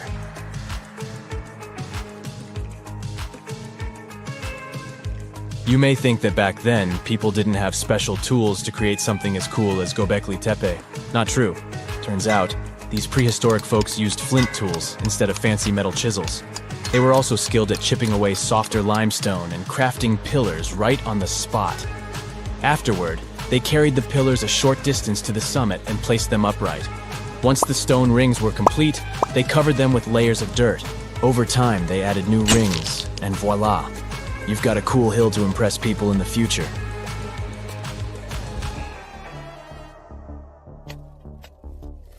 During their first year of excavation, the team went through 15,000 pieces of animal bones from wild creatures. These people didn't have pet animals or grow their own food. They hunted wild animals for their meals. But things were about to change, because the place had everything they needed to start farming. Scientists say they had wild sheep and wild grains that could be domesticated. And guess what? Just 20 miles away, geneticists found evidence of the world's oldest domesticated strains of wheat at a prehistoric village.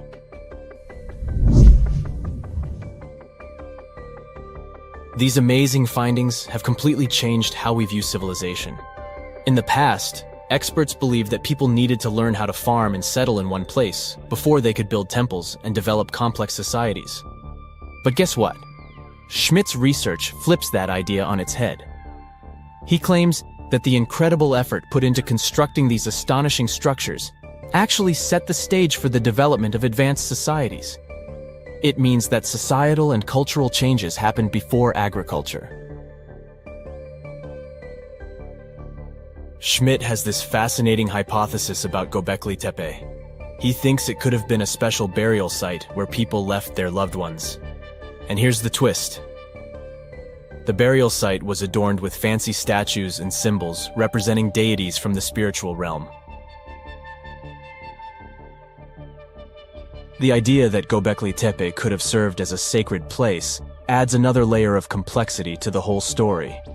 While the site's true purpose may remain elusive, Schmidt's insights invite us to consider the profound interplay between life and the afterlife, and the deep reverence ancient hunter-gatherer societies may have had for their departed ancestors. Now let's talk about the stars of the show, the mesmerizing T-shaped columns that dominate Göbekli Tepe. These mysterious structures range from 10 to 20 feet tall and most likely represent stylized human figures. But one figure stands out from the rest, the three-dimensional lion relief. This depiction really fires up our imagination. Why? Because it hints at the possibility that lions roamed Anatolia during the Neolithic period.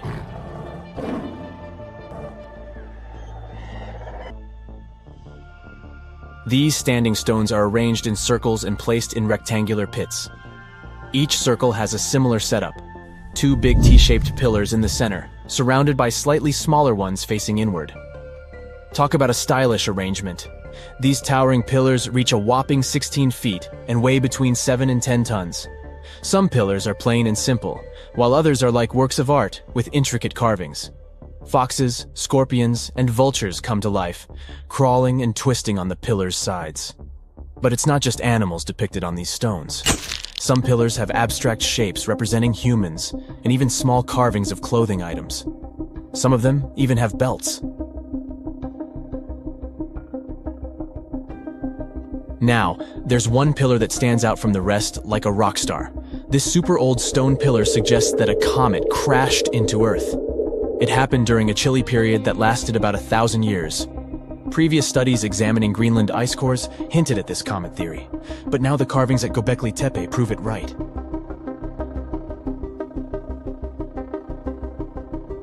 The carvings on the pillars are like a historical comic strip. They even show a headless human figure. Researchers fed the images into a computer and discovered their connections to constellations, indicating that this temple might have been an ancient observatory. It's like our ancestors were trying to document this cataclysmic event in their own unique way. Archaeologists have been excavating and researching Göbekli Tepe since the mid-1990s, peeling back layers of history and providing us with a deeper understanding of the intricate relationship between various elements. They have no plans to stop the whole process for another 150 years. Who knows what else they'll find? You see, Göbekli Tepe has been labeled purely as a ritual site with no signs of domestic activities. We were led to believe that the absence of water meant it couldn't support semi-sedentary communities. But scientists believe it's time to shake things up and approach Göbekli Tepe with fresh eyes. It's time to question what we believed before and use new evidence and different ways of thinking. Like, there might have been a group of people living in the area who didn't stay in one place all the time. They moved around a bit but still had their own civilization, living in the area semi-sedentarily. Göbekli Tepe is not just home to a single temple, but an astounding collection of over 20 ancient structures. As archaeologists delve into the depths of this wonder, they are unraveling its unique layout, featuring two prominent focal points at the heart of each establishment, complemented by smaller structures and dividing walls. What's even crazier is that in this area, there are over 200 obelisks, which are narrow tapering monuments. Imagine you were chosen to answer one of history's most important questions. What was the first civilization on Earth? The job description is simple, yet the task is extremely challenging. You need to unearth the proof of the world's first official civilization. Was it the Sumerians in Old Mesopotamia? Or was it the ancient Egyptians spread out along the Nile River? Not to make you nervous or anything, but history is quite literally in your hands. Good luck! Since you can't turn back the clock and visit Old Mesopotamia to get the answers to your questions, you'll need to research museum databases in order to get some clues. First things first, we need a definition of what is considered a civilization. It's not just thousands of people grouped together and living harmoniously. There are some key elements that together make a group of people a civilization. Like, for example, the domain of urbanism, aka city building, irrigation systems, and writing. You decide to begin your search by diving deep into the history of the Sumerians, which today hold the position of the world's first civilization. Now, imagine being the first of your kind. This means having no external examples. Rather, it means starting from scratch. First thing you'll need, a piece of land. And since there were no active water companies in the world at that time, you'll need a piece of land with easy access to water. So, the Sumerians settled between two major rivers, known as the Euphrates and the Tigris in southern Mesopotamia around 5000 BCE. Fun fact, Mesopotamia translates to the land between two rivers. On a modern-day map, it's more or less where Iraq is situated today. Together with land, a civilization needs ways to get food. The Sumer civilization had to face a dry and hot climate, but they managed to make agriculture thrive in the region. By diverting river waters and creating reservoirs and dams, the Sumerians allowed for a series of settlements to emerge across Mesopotamian plains. The famous city of Babylon was one of them. You know, the city that supposedly had those hanging gardens? I say supposedly because no definitive proof of the real existence of this monument has ever been found. However, it was considered one of the 7 wonders of the ancient world, and cited as a remarkable feat of engineering in an ancient book published around 290 BCE. Although no record was found of the Gardens of Babylon, the Sumerians were recognized as extremely skilled builders. Their cities were filled with mud brick constructions, and the most impressive ones were known as ziggurats, stepped pyramids that were built for spiritual purposes. The Sumerians built a trade network to supplement scarce resources and started to exchange goods with civilizations rising nearby, like Anatolia and Egypt. The beginning of trade was what drove the Sumerians to develop what is believed to be the world's first writing system. It began as a simple system, likely dating back to 3400 BCE. In this system, each syllable was represented with a drawing. Later, it gradually evolved into a fully formed cursive writing system. Don't believe me? Take a look at this piece from the Babylonian times. This huge basalt plaque is called the Hammurabi Code. It's known to be humanity's first collection of written laws.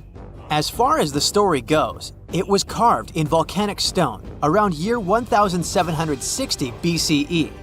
Look at the precision of these carvings. It's quite astonishing.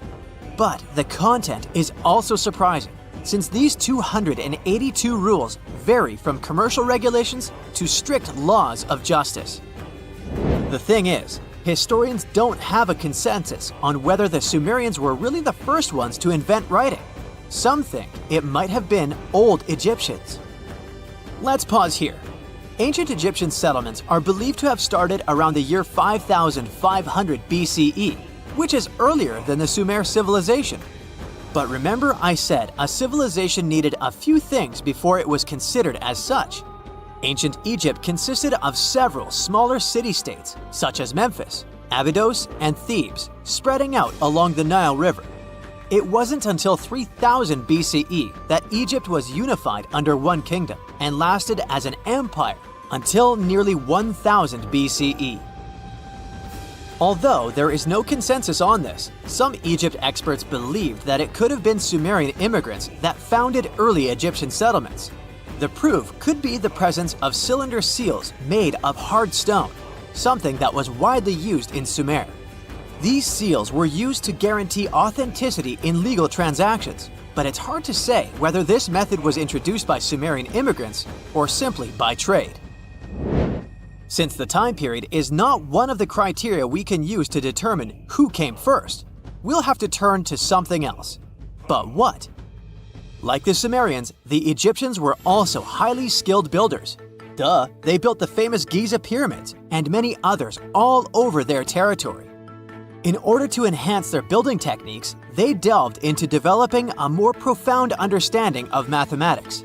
They developed a new form of measurement called the cubit, which was the equivalent of an arm's length. The Great Pyramid, for instance, is 440 cubits per 440 cubits. They were also innovative astronomers, combining their mathematical skills with attentive astronomical observation. They were the first civilization to use a 24-hour division of the day. And they even created a solar calendar, which was the first dating system in history to feature 365 days in 1 year. Okay, it's undeniable how impressive they were.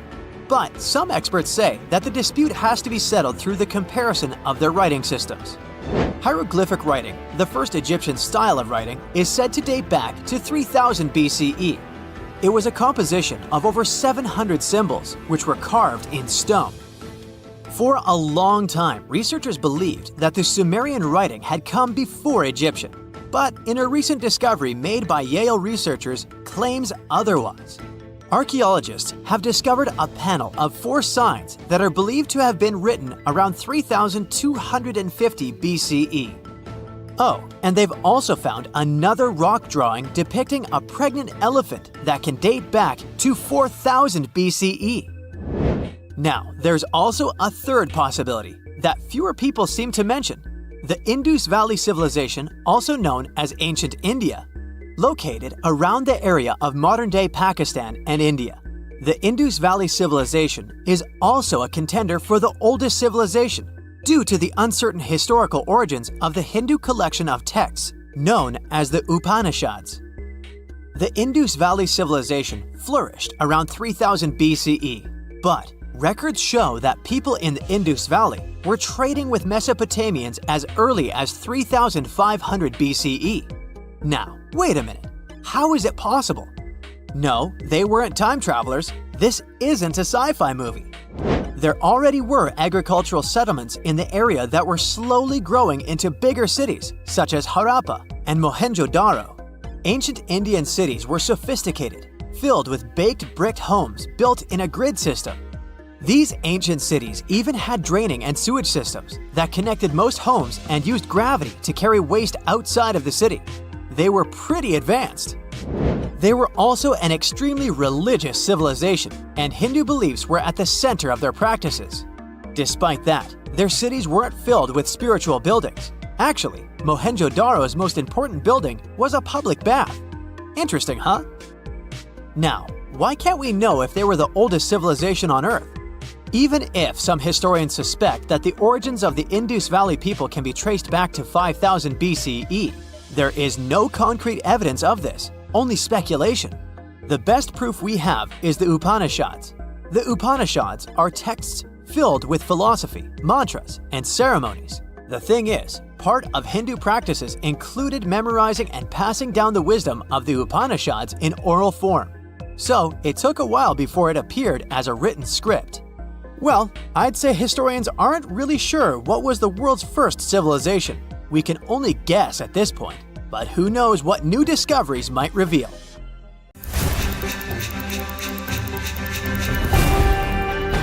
"12 a.m. Young molten Earth collides with another planet called Theia. The moon is formed. From 12 to 4:30 a.m., the planet and atmosphere are morphing. The continents merge to form supercontinents. They break up again. This happens every 400 million years. That's every 2 hours on the clock.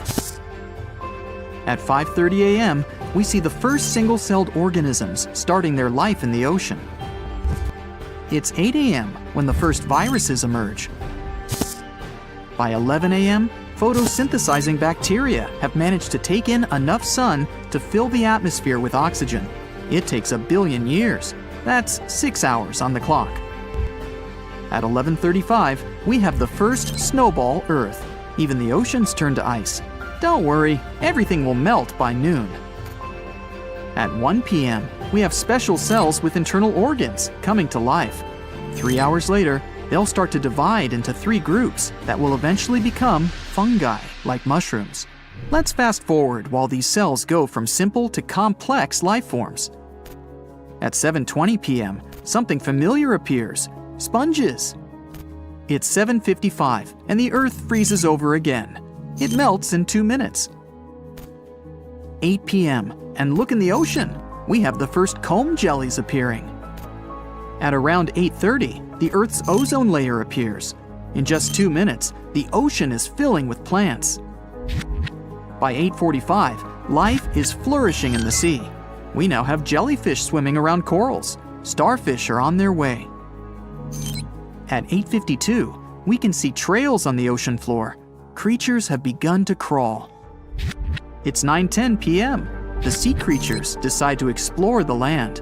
30 seconds later, different animals and plants emerge. They spread all over the planet in an instant. 9:41. It's time for the first insects. They feed on newly formed plants and trees on land. By 9:45, we have the first 4-legged animals appearing in shallow waters.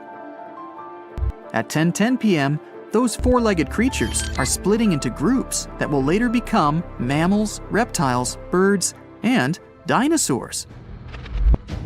By 10:30, everything vanishes. Mass extinction takes place. Either a huge asteroid or an enormous volcanic eruption causes it. Only 5% of the species survive. 10:34, and the dinosaurs are finally making an appearance.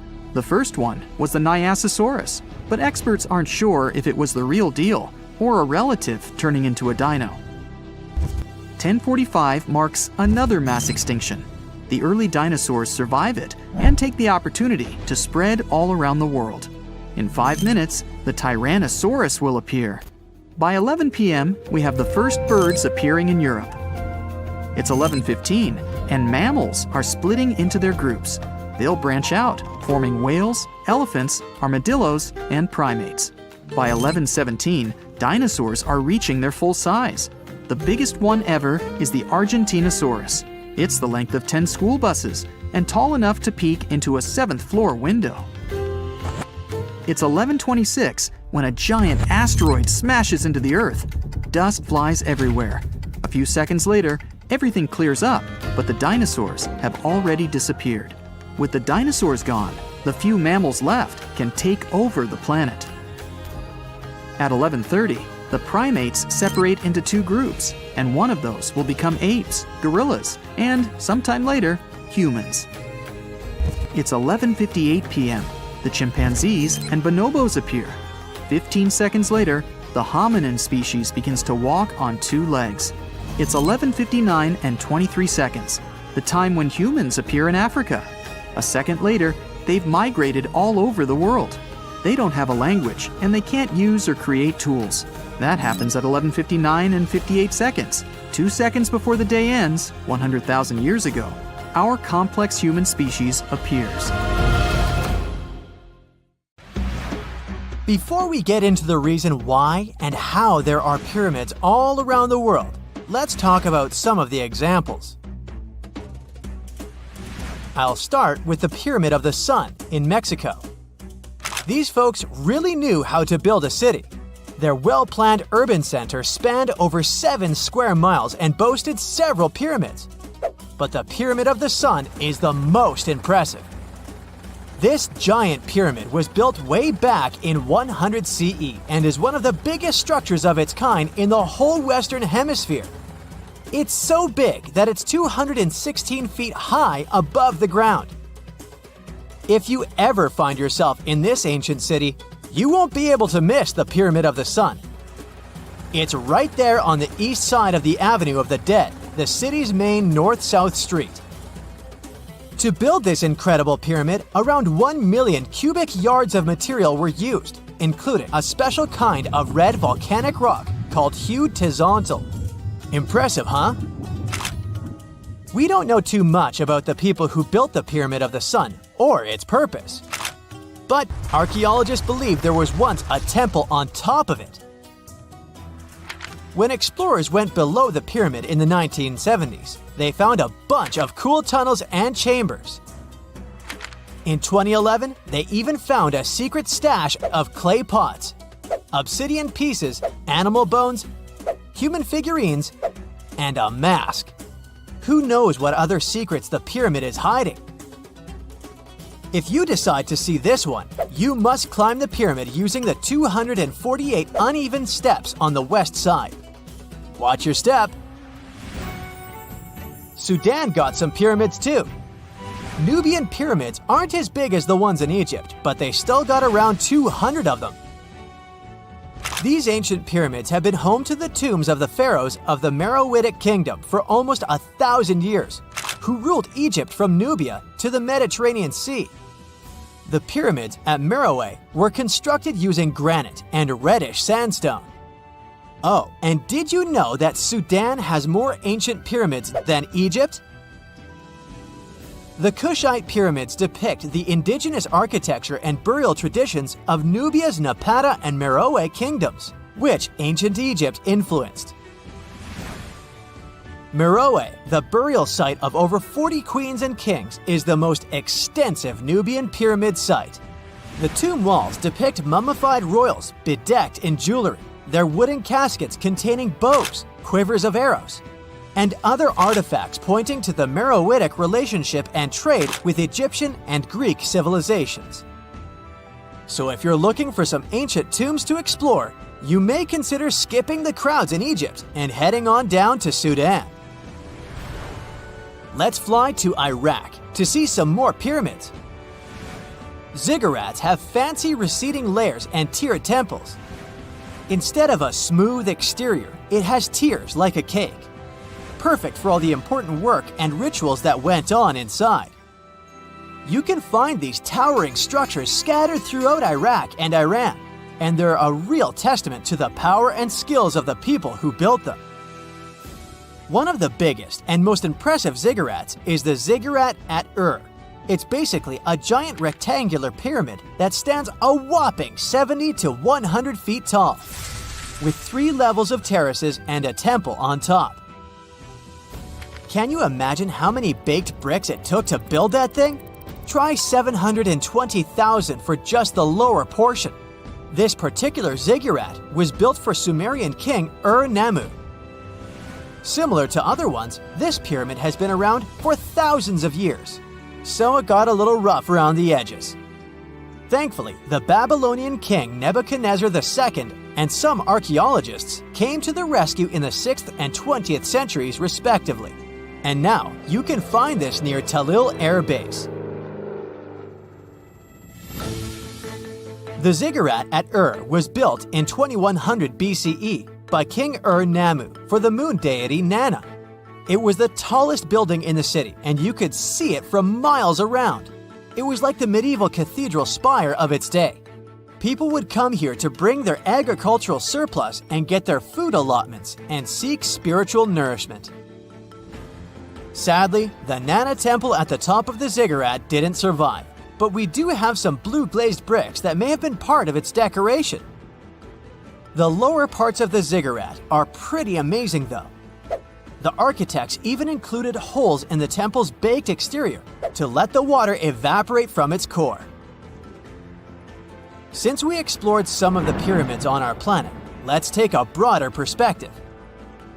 They can be found in many parts of the world. Egypt has over 100 pyramids, double that number in Sudan, and dozens of others are scattered in the Middle East and China. The Americas have the most pyramids in total, with more pyramids than the rest of the world combined. These pyramids are located in Mexico, Guatemala, Honduras, and El Salvador. Time to know more about the evolution of pyramids through history. The oldest pyramid is in Egypt. This pyramid was a step pyramid, which was created by placing one layer of stone on top of another. The pharaoh Sneferu is credited with creating the pyramid shape we recognize today. During his 45-year reign, he built 3 pyramids. His first 2 attempts failed, but he finally got it right with the Red Pyramid, which is considered the first true pyramid. It was Sneferu's son, Khufu, who built the Great Pyramid of Giza, which was the tallest human-made structure on Earth for almost 4,000 years. Latin American pyramids are similar to early Egyptian step pyramids, but they were built independently, with no knowledge of each other. The pyramids in Sudan were built around 700 BCE and are tall, but much narrower than those in Egypt. How in the world did all these civilizations build these things without even texting each other? After all, the Aztecs, Mayans, and ancient Egyptians were about as different as possible. But despite their cultural differences, they all seem to agree on one thing. Pyramids were pretty cool. Step pyramids are all around the world because they were the most feasible and stable way to build large and tall structures without access to lighter building materials like wood and metal. The triangular form with a square base is the best way to build a sturdy structure, and having a cube structure would require more material for less height. Now, when it comes to pyramid design, the Egyptian pyramids were like giant triangles with a square base, smooth sides, and a pointy top. On the other hand, the Aztecs and Mayans went for a tiered cake look, with steps leading up to a flat platform on top. So, while all these pyramids share the same basic shape, they have their own unique flair. Each group built its pyramids using different materials, techniques, and slope angles. So while they may have been inspired by each other's work occasionally, they were just doing their own thing. Egyptian pyramids had smooth, angled sides that were designed to help the pharaoh's soul ascend to heaven. The Pyramid of the Sun was built over a series of caves that served as a passageway for the deities. The Maya built the temple of Kukulkan in Chichen Itza to honor the deity Kukulkan, usually represented by a serpent. Nicknamed El Castillo, it has 91 steps on each side, plus a platform. That's 365 steps. one for each day of the Mayan calendar. Tell me, Brightsiders, how were pyramids built? To begin with, humans made them, not a foreign race from space that landed on Earth. You see, one thing that all pyramids have in common is that they were built without advanced tools or even the wheel. It took a lot of people to build them, including skilled laborers and architects. For example, it's estimated that 20,000 people built the Great Pyramid of Giza, and it's believed that most of them were skilled laborers. Building pyramids was a massive undertaking that required years of planning and effort. The Great Pyramid at Cholula, Mexico, took 600 years to complete. Strange and amazing items are discovered often, but figuring out what our ancestors were up to is pretty tough. Especially when all you have are just some rusty cups and cave drawings. It's no surprise that even the experts in lab coats sometimes make mistakes. But it's not just about dusty plates and huge stones. Sometimes there's even humans with large heads. So grab your digging tools and let's travel back to ancient times to explore incredible societies that even scientists can't fully explain. Sardinia may look idyllic now, but I'm not gonna lie, I wouldn't fancy visiting it 3,000 years ago. Rumor has it, terrible giants roamed around this island back then. People even talk about finding human skeletons over 13 feet tall there, although nobody's ever shown anything to prove it. But the stories will make you wonder because some weird stuff has definitely happened. In 1974, over 5,000 pieces of broken stone artifacts were found in a part of the island called Monte Prama, but instead of being displayed in a museum, they were locked up in an underground vault for about 30 years. Sounds a bit suspicious, doesn't it? When they were finally displaced in 2005, scientists put the pieces together to find statues of 38 giant men standing 8 feet tall. Not quite as tall as the legendary skeletons, but still pretty huge. It's thought these statues were made by the Nuragic people, who lived on the island a long time ago. Besides giant statues, they also built over 8,000 massive stone buildings. Perhaps Nuragic weren't giants themselves, but they definitely liked their things big. I do too. I like a big number of likes on our videos. That would be pretty great. Thank you if you liked this and subscribed. Now back to the video. You and I are pretty smart, but we might not be the smartest humans ever. Actually, we might not even be the smartest species. Since 1913, some skull fossils found in South Africa have hinted at a possibly smarter contender called Boskop Man. This human-like species might have lived as recently as 10,000 years ago. Their skull suggests they had really big heads, which means their brains could have been 30% bigger than ours. Wow! Their average IQ could have been around 149, making them among the smartest 0.05% of people today. But if a Boskop Brainiac was so much smarter, why are they not around and we are? Well, bigger isn't always better, you know. Our brains are a lot bigger than our ape relatives, mainly in the prefrontal cortex. This part helps with high-level tasks like making decisions, remembering things short-term, and being aware of ourselves. The parts of the brain that handle our senses and movements haven't really grown much. So, maybe the Boskops spent too much time dwelling on the past rather than doing practical things like hunting. But this is all just guessing. We really don't know what happened to these clever cousins of ours. Some people even argue that Boskops weren't any different from us, with the only evidence being parts of skulls. The jungle is huge. Did you know the Amazon rainforest is home to about 30% of all the world's plant and animal species? That's impressive. However, the history of one native species, humans, has long puzzled scientists. The mysterious Kasarabe people lived here for hundreds of years and then vanished around 1400 AD. People thought the Amazon only had a few scattered tribes, but recently we discovered big, unusual shapes in the ground called geoglyphs. These might look like simple, shallow ditches, but they're actually the remains of a vast civilization that spread over 5,000 square miles and includes about 450 markings. some as wide as 1,300 feet. That's insane. They likely contained ceremonial buildings and could have hosted up to 1 million people as recently as 550 years ago. Thanks to new technology like LiDAR, which uses a safe laser to map the forest without harming it, we can explore deeper. In 2019, some scans showed miles of raised roads and pathways and even pyramids over 70 feet tall. They found 26 separate settlements, 2 of which were at least 250 acres each. Damn, that's like 330 soccer fields. It's not certain what happened to the Kasarabi people.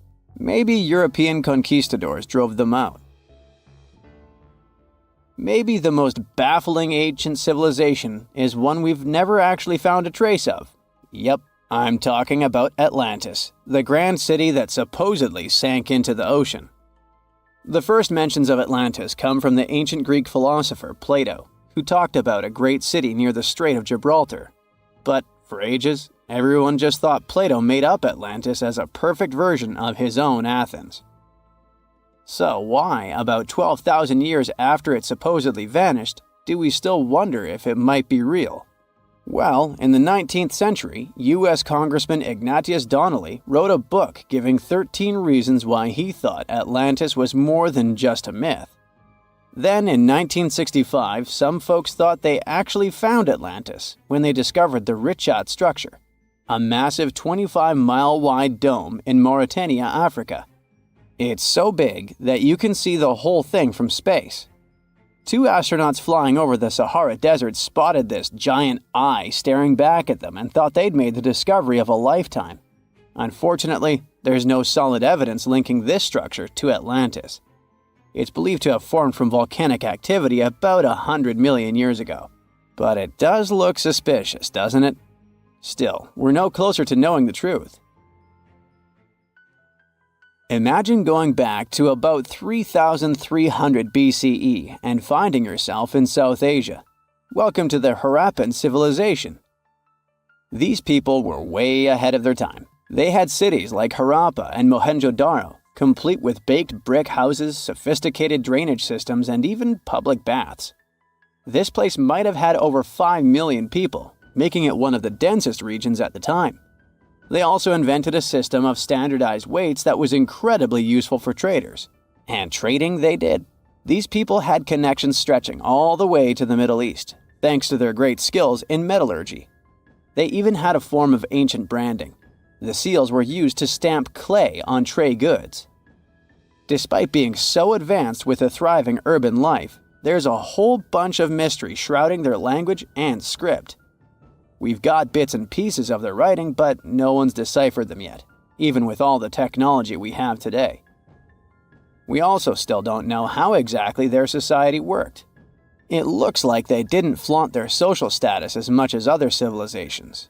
No grand palaces or massive monuments. Instead, their largest buildings might have been granaries. They sure were practical. Unfortunately, all good things must come to an end. Around 1800 BCE, this bustling civilization started to decline, possibly due to shifts in river patterns. As the environment changed, the Harappans packed up, moving towards more hospitable lands. Ever heard of the Minotaur? The beast with a bull's head and a man's body, hunting the bravest travelers in a massive maze. Well, this wasn't just any old tale. It was one of the most popular dramas of the ancient world. And it was inspired by this place, the island of Crete. The Minoans lived here during the Bronze Age. They had stunning palaces, amazing frescoes, and a culture so rich it still fascinates historians to this day. They built places like Knossos, which was so complex with its multi-story buildings and elaborate hallways that it might have inspired the whole labyrinth myth. Their engineering was so ahead of its time that even their drainage systems were more advanced than what many of us have today. Let me know in the comments which of these stories you find the most fascinating, and thanks for watching. At some point in its long and very interesting history, our dear planet Earth was sort of snoozing, just doing its planetary thing, spinning around the sun. And then, bam, life starts getting fancy. plants and animals start strutting their stuff, showing off their complexity. Fast forward a bit, about 65 million years ago to be exact, and a cosmic disaster strikes, or at least that's what we presume. An asteroid probably smashed into Earth, wiping out the dinosaurs and other big animals. We can't pinpoint specifics about the asteroid, but we do know that it was extremely large and it crashed into our precious planet, creating a dusty mess that settled everywhere. You can still find remnants of that dust layer in sedimentary rocks today. If you dig beneath it, you'll uncover a whole bunch of fossils. These prehistoric creatures were living it up before the asteroid crashed the party. Think of it as the planet going on a cleaning spree, leaving a bunch of empty spaces waiting to be filled. And guess who took the opportunity? Mammals! These furry little critters were the ones to rise to fame. But why is it that this disaster became such a great opportunity for mammals? It's pretty simple, actually. With no big bullies around, they grew, multiplied, and had a population expanse. All kinds of mammals joined to fill in the blanks. Primates, rodents, basically, the whole furry gang. We're talking about placental mammals, marsupials, and even egg-laying mammals, adding some serious variety to the mix. We like to think of primates as our closest relatives here on Earth. What's their story? Well, around 63 million years ago, just a couple of million years after the dinosaurs' final dance, the primates decided it was time for a family reunion. They split into two groups, the dry-nosed primates, who became the cool monkeys and apes we know today, and the wet-nosed primates, who went off to become lemurs and aye-ayes, hey-hays. The fun didn't stop there. About 58 million years ago, the dry-nosed primates began their own little mission. One special guest called the tarsier, arrived on the scene, featuring big eyes that were perfect for late-night shenanigans. This tarsier took a different path from its primate relatives, embracing its unique niche and evolving separately. To this day, the tarsier is the only primate that feeds exclusively on meat. These little guys have a taste for insects, small birds, rodents, and even lizards. But that's not all that makes them unique. Their eyes are twice the size of their brains.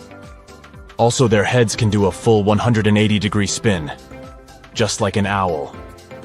Because of their features, the tarsiers are the true kings and queens of the night. With their superpower of ultrasonic tracking, they can spot their prey instantly. Plus, their legs and feet are like springs ready to launch them into action. They've got this special ankle bone called the tarsus, which gives them those epic leaping skills. Hence the name, if you were wondering. But let's leave these little critters to rest and get back to our story, shall we? About 55 million years ago, the Earth cranked up the heat, literally. This sudden hot pod was a bit too much for many deep ocean dwellers and plants to handle, and they bid their farewells. But hey, every goodbye is an opportunity for something new, right? The oceanic mammals known as cetaceans, saw their chance and took it. They splashed into those empty niches, becoming the rulers of the sea. In this category of creatures, you can find the blue whale and the dolphin. A special primate guest made an appearance around 47 million years ago. Scientists now affectionately call the fossil of such a creature Ida. This little wonder caused quite a stir, initially hailed as the missing link in human evolution. But here's the hilarious part. It turned out Ida was not one of us dry-nosed primates, but a cheeky wet-nosed one. Moving forward to 40 million years ago. This is when another big event happened in the primate world. The New World monkeys, our distant cousins, decided to take a different path and branch off from our lineage of Old World monkeys. They packed their bags and set off to conquer South America, where they're still living it up today. What's the difference between the two, you might ask? Well, one crucial thing that sets them apart is the fact that the Old World monkeys had nostrils that pointed downwards. Around 25 million years ago, another troop of apes entered the scene, and these guys had something special, the lack of a tail. These unique creatures would go on to become our closest relatives. We're talking apes and great apes, the cool gang who share a whole lot of genetic similarities with us. The first ape to break free from the monkey madness was the gibbon. About 18 million years ago is when this little acrobat swung into the picture. A few million years later, the great apes made their grand entrance too. Orangutans were the pioneers, venturing into the wilds of southern Asia. We're getting closer and closer to the present. It was 7 million years ago when the great apes took a major fork in the evolutionary road. One path led to our ancestors, the future Homo sapiens, and the other path led to chimpanzees and bonobos. These two primate branches remained united for a few million years before finally going their separate ways. 5.6 million years ago, a game-changing ape, called Ardipithecus, made its way into our evolutionary history. It had a special talent, bipedalism. That's right, this was one of the first apes to walk on 2 feet, probably making its primate buddies raise an eyebrow or two. The real showstoppers, however, arrived around 4 million years ago, the Australopithecus crew. These were the earliest members of the Hominina hominina subtribe, our tribe. What made them so special? Well, probably the fact that they brought some serious tools to the game. Stone tools, to be precise. It seems that at some point in their evolution, these clever primates started using stones to make their lives easier. Now here comes a crucial turning point in our story. About 2 million years ago, our ancestors faced a food shortage. Survival of the fittest was the name of the game, and 2 strategies emerged. Group 1 went for stronger jaws, allowing them to chomp on tough foods like nuts. Group 2 had a different idea. They opted for weaker jaws, but bigger brains. They wanted access to a wider range of food options. Obviously, the bigger-brained group took the prize. And here's where our gang comes into play. Around 2.5 million years ago, a type of primate also known as handyman made its mark on history. These clever beings had larger brains and knew how to put those neurons to good use. About 1.9 million years ago, a new star emerged, Homo erectus. These creatures not only walked upright, but also had brains that were almost twice the size of the handyman's. They took the world by surprise, becoming the first of our direct ancestors to venture out of the African continent. They even knew how to tame fire. Approximately 700,000 years ago, the world witnessed a culinary revolution. The earliest evidence of cooking appeared. And around 500,000 years ago, our ancestors decided it was time to become a bit more fashionable, donning the first evidence of clothing. Our very own species came to be just 300,000 years ago. Told you we were late to the party. But the world was never the same after the appearance of Homo sapiens, the anatomically modern humans. Alongside our other relatives, we emerged, ready to conquer the world with our innovative minds and complex societies. The exact path of our evolution remains a bit of a mystery. But what we do know for sure is that Neanderthals joined the party around at some point too. As Homo sapiens flourished, so did our capacity for language. Modern speech is believed to have emerged almost hand in hand with our species. We started expressing ourselves, sharing stories, and shaping the world with our words. So, there you have it. It took 13.8 billion years of cosmic history for humans to make their entrance. Think about it. 99.998% of the time since the Big Bang, we weren't even around. Our species, Homo sapiens, is the toddler of the Earth's family, existing for just the tiniest fraction of the universe's timeline. Yet, in this blink of an eye, we've managed to unravel the entire story that led to our existence. The story won't end with us. It's an ongoing saga, still being written with every